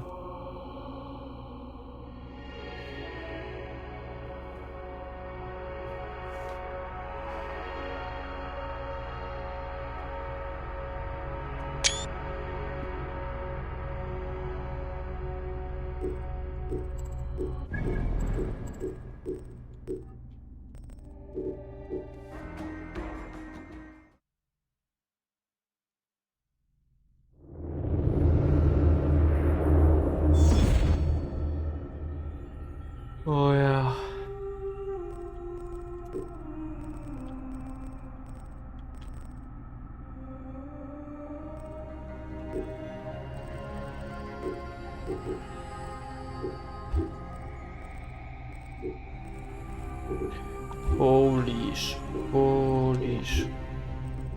Polisz mi banana.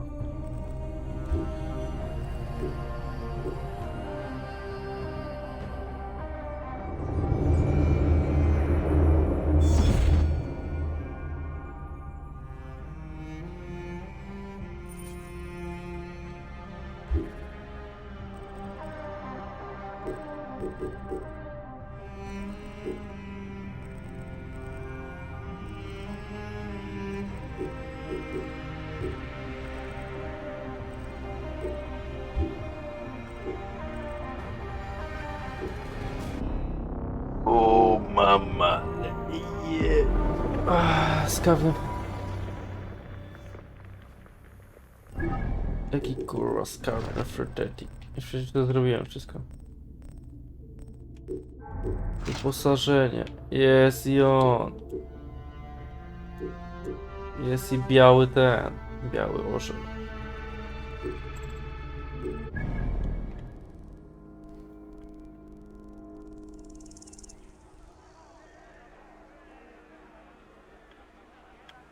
Ja tu bazaru nomada.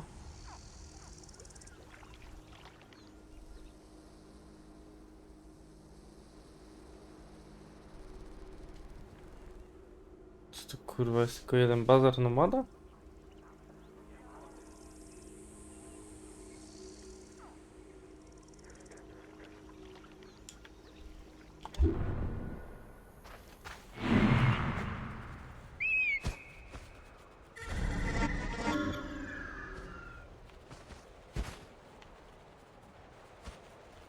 Biały sen.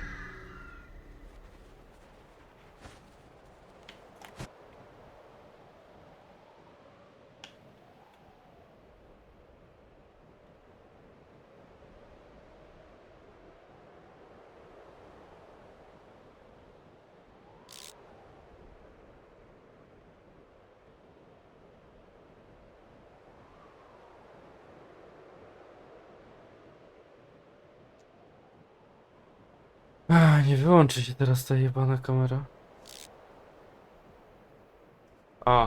Bo mi się ruszają pewnie te.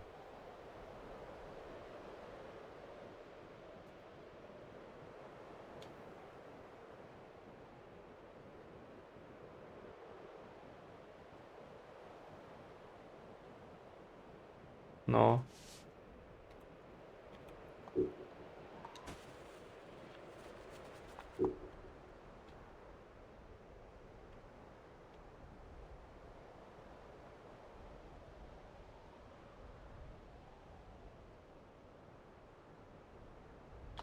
Dobra, jebać.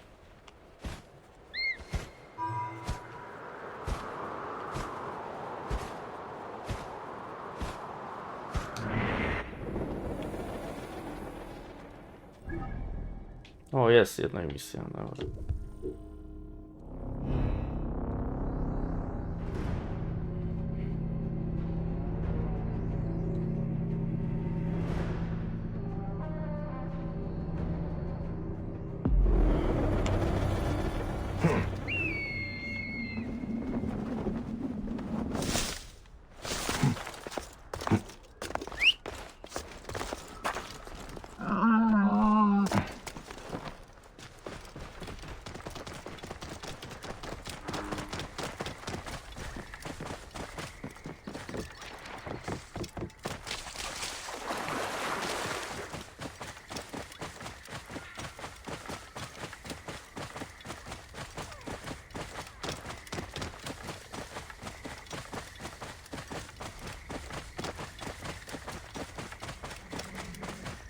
Whoa.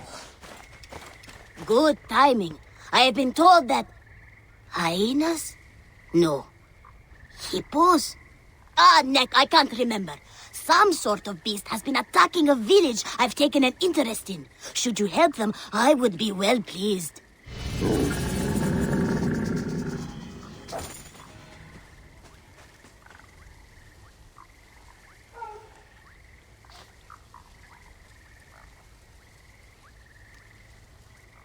Gdzie to jest, kurwa?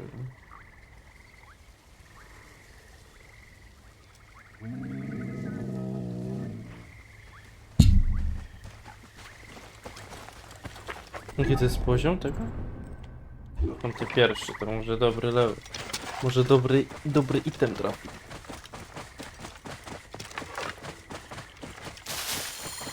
Whoa.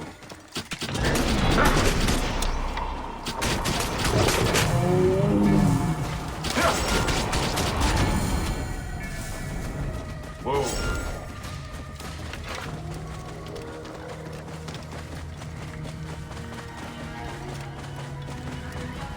To w końcu złote musi być, nie? Whoa. W końcu coś złotego. Now, what to do with this weapon he paid for? Silly Reda, you have it, Magi. You have a greater need for it, seeing as you're alive and he's not.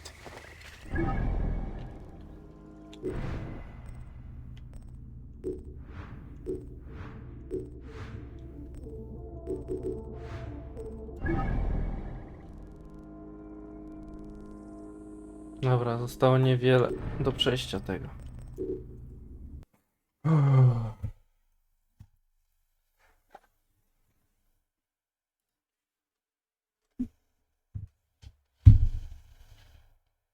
Teraz udostępnij na Steam.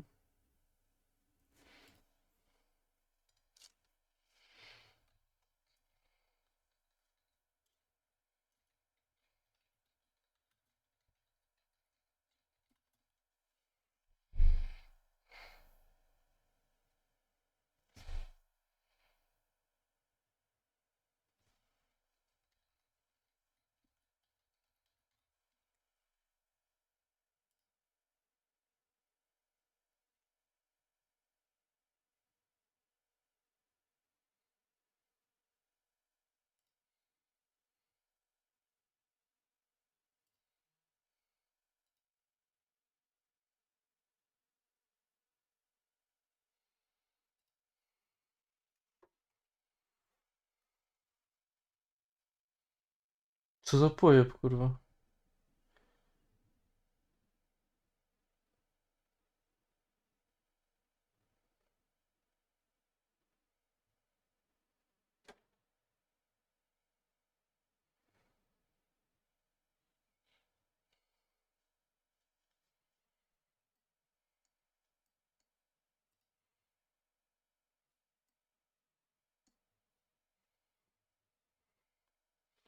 Małe zadzwonienie, czekaj,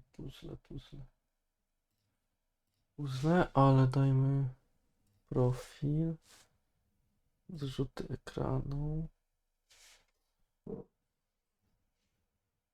szybki bączy, zrzuty ekranu i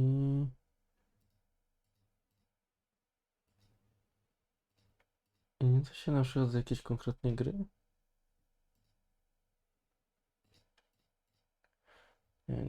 Nic nie wszyscy.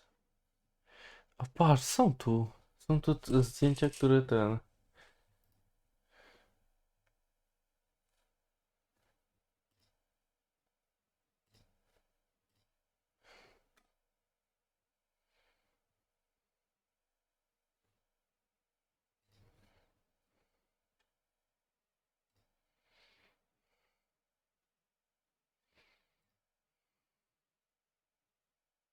A ten jest chujowy.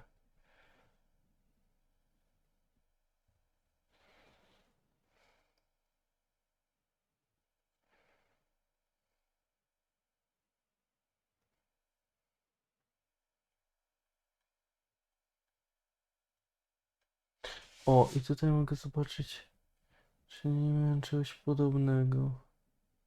A nie, bo to już jest God of War.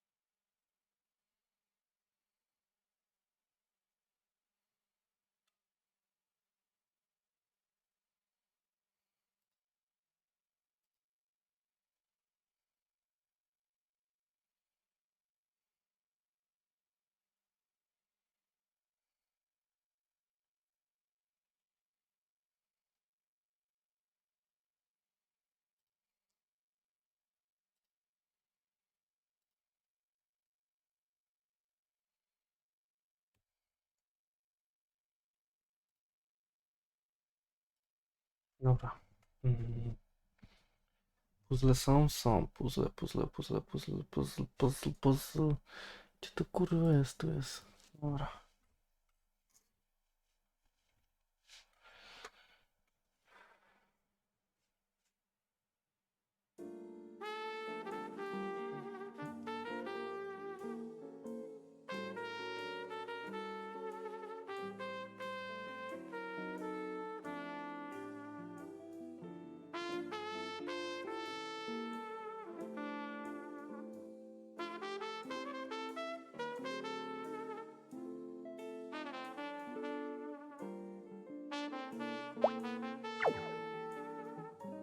Setny challenge.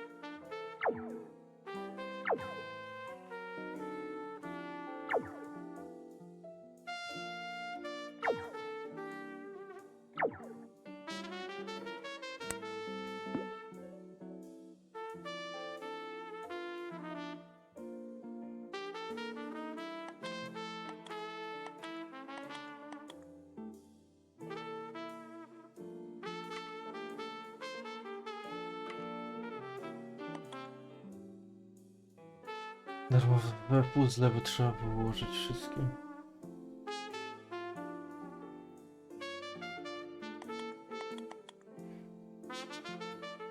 Co tu mamy? 6 wulkanów. Rieti Park 10. O kurwa, pojechałeś?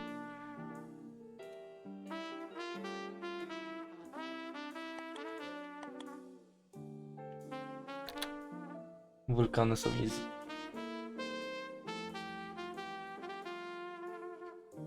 Ile mam osiągnięć w ogóle w tym? 176 na 3174. 6% gry. Nie za dużo.